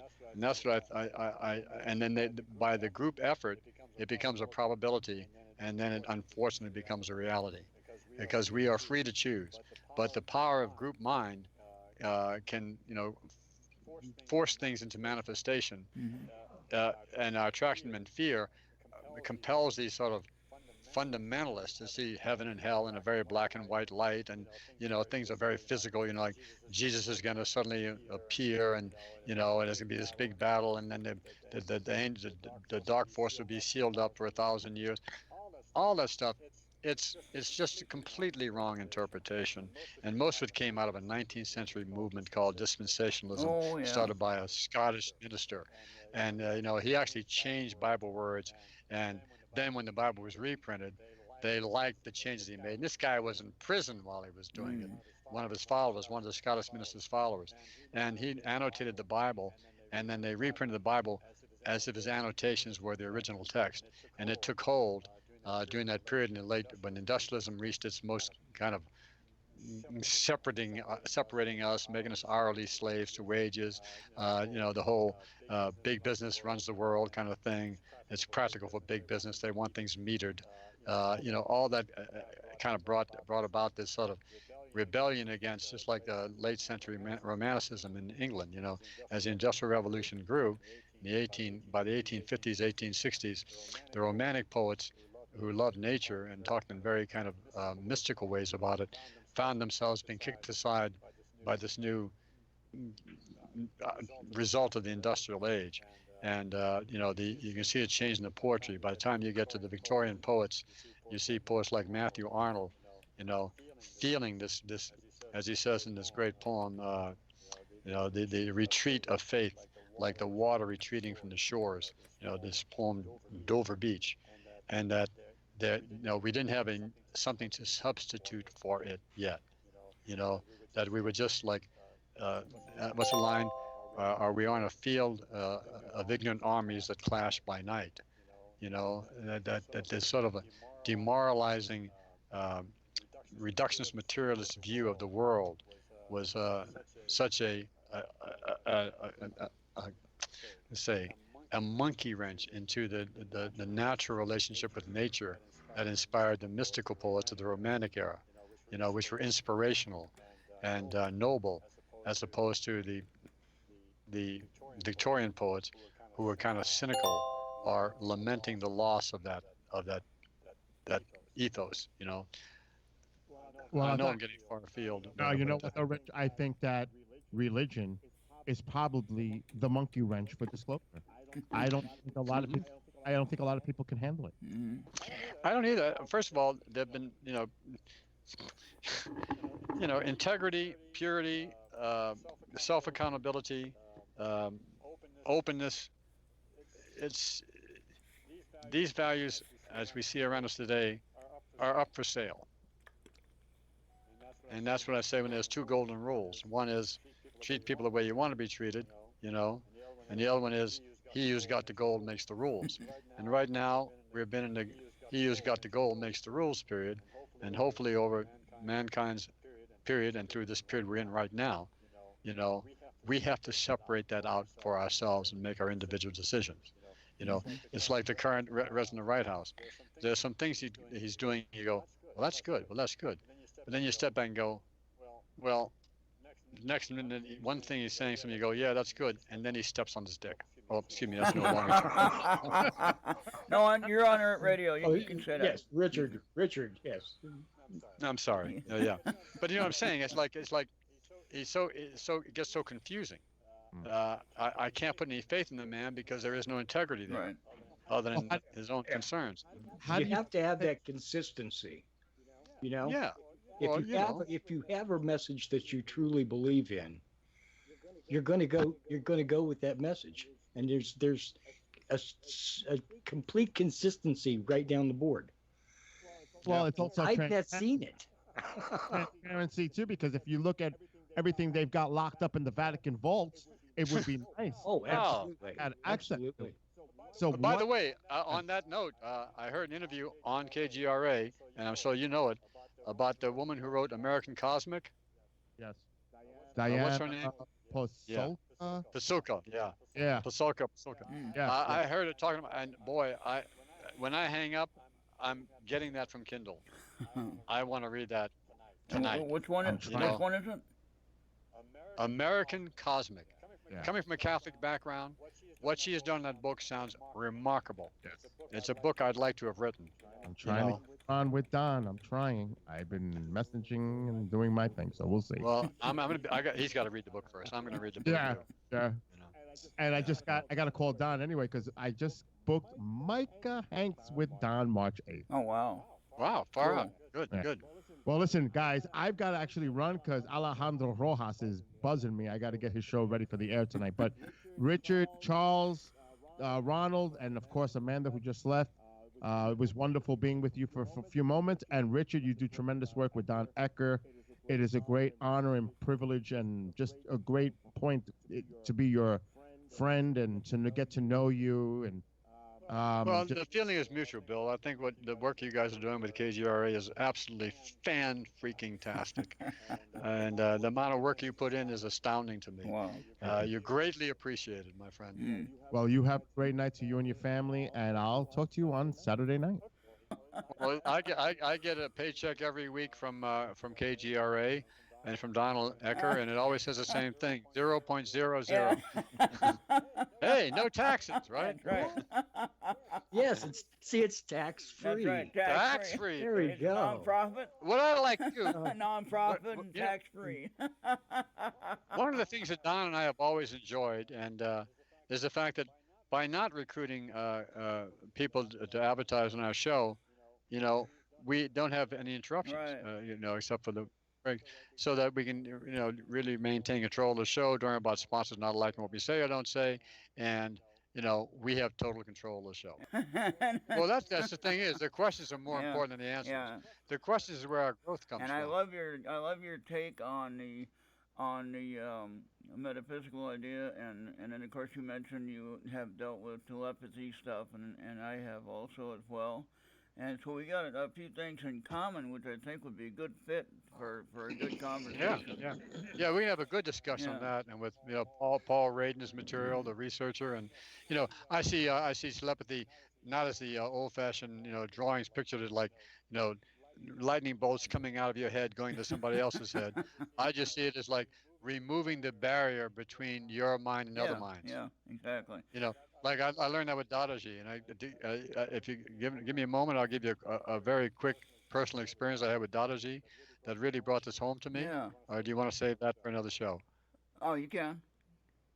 All Yeah, right. go ahead. Well, I had just been up in Northern California at this time, and we had a 3-day yoga retreat with Dadaji at a at a facility in the hills of Northern California that was like a Boy Scout camp, that you could reserve. And we'd been there Friday, Saturday, and Sunday, and it was Sunday morning, and we were packing up to go back to our regular lives, and we had to clean up the facility and leave it like we found it. And so I was assigned to separate the trash from the recyclables. I was assigned that. Okay. So I walk out of the big, looked like a barn where we had our meetings. If you picture one of those Boy Scout camps, summer camps, that kind of thing. And I walked over, and there was a picnic bench, and behind it was the 3 cans, and I was separating stuff out. I was sitting on the bench with my back to the door of the barn, about 50 feet from the barn, and I was trying to do my job, is separate the garbage from the recyclables. But I was thinking very intensely, and I'd been at that period trying to figure out what is it that gurus do. I mean, I know there's an energy thing going on because I can feel it. I'd get around Dadaji sometimes, and I'd be like, "Oh man, suddenly I'm really hot." Whoo, whoo, whoo. As they start moving these energies through you and activating your kundalini and cleansing your system. If they decide that they're going to put that energy into you and it's appropriate for your soul, and I think it's been pre-agreed even before we came in.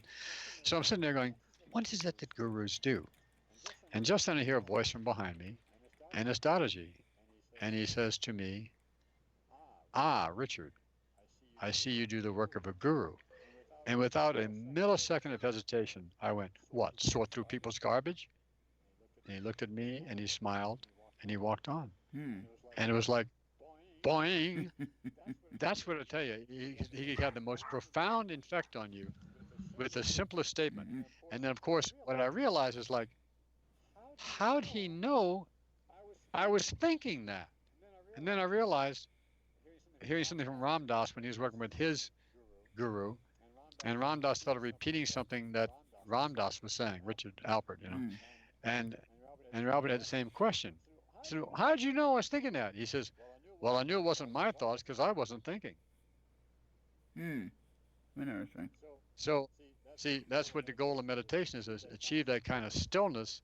And as you go through degrees of work and evolving that awareness more and more, you begin to realize how true that is. Your mind, which thoughts are really yours? What passes for thinking is sometimes telepathy, or what you'd call telepathy. Mm-hmm. It's information that's being shared, and you just have to get out of the way of not hearing it, or you would hear it. Interesting. I like that. All right. Yeah, it's more of a the quantum field, as opposed to, like the picture of you and I are sending invisible rays at each other to telepathy. It's not that. We are getting out of the way with a specific intention. And I think that's how you get information from the other side, is you have to empty the teacup first, but you have to have intention, because your intention is going to decide what you draw in, Right. who and what you draw in. Yeah. So if you have a clear intention and a still mind and you're sincere, Mm-hmm. right, then things happen. Oh yeah. Yeah. If you put enough energy out and it's positive energy, then things. Well, negative energy, I suppose, can make things happen too, but positive energy Well, for yeah. sure will definitely make things happen. It depends what you consider positive and negative, and Right. what energy, emotional and mental energy, you put into it. And the stronger and purer and more focused that energy is, Mm-hmm. the faster and more powerful the manifestation. Right. Interesting. I like that. All right. Yeah. Easier said than done, however. Well, now what I need to do is I need to figure out. I got to talk to Mark Center and get him on the show. Well, Mark's a kick, yeah. He's a wealth of information. You want to talk about Hollywood? Yeah. Funny, he does the same kind of thing that Amanda was doing, where we'll mention something on the show, and boom, he'll pop something up on the chat room Oh, right okay, away. yeah. He does pretty good on that. So, Yeah, I got it. So speaking of the chat room, Uh-huh. I've got a fellow here by the name of John Ostenese yeah. who says Yeah. hi. Hi, John. How you doing, bud? I wanted him to come on, but He's a big fan. He's chicken. For he doesn't sure. want to come on. I asked him if he wanted to come on. John, I think you should come on and call. Well, John's heard most of my stories before, I think. That's all right. He's going, oh, that old story. Never heard. But I'm just sharing what I think, what is significant to me at where I am right now, how my life has evolved, and my journeys into the development of consciousness that have Okay. been going on, I guess, throughout our lifetimes. He says. And what it He means. says he'll join us next time. Well, what I see about internet radio and like KGRA and obviously your station too, is it's an opportunity for us to not just share, but learn from each other. Yes, exactly. That's what it's a community, and it's like uh, people calling in. They're sharing in that community. We are educating each other, and we're doing it outside of the corporate to build system. each other up, not to tear each other down, but to build each other up. They do have channels that you can be on that will tear you down, and you can go to them if you want. I don't feel like going to those type anyway. I like the programming. I've done enough mud wrestling. I've done all the mud wrestling in this field. I'm going to do. Exactly, and I like the programming on KGRA. I love most of the shows. I watch all the shows I watch. I love anyway. So tomorrow is a big day for me. Although I'm praying for the best outcome. Tomorrow I get my annual CT scan screening to make sure that there are no other little cancers popping up, and I expect it to be clear. Yeah, I hope that everything turns well, Rich, out good. there's a whole bunch of us here on the station today and on chat. We're going to be sending you our best vibrations, the best wishes for a nice, clear shot tomorrow. Well, thank you, bud. I appreciate it. I expect it, and if it's not, I'm creating this for myself for whatever reasons and whatever lessons I want to learn, whatever experiences I want to have. Well, so I just kind of stay in the present and go, okay, so where do we go from here? Well, you have our support, you have our prayers with you, and you'll be in our I think thoughts. you're stuck with me. For a little while. That's all right. Well, as long as you can still talk on the microphone, I don't care. That's right. That's right. Be like on the what is it? The Futurama guys with the dead presidents and the glass jars, and they're 1,000 years into the future, and the guy Ronald Reagan is talking or whatever. It's like, what the hell? I love it.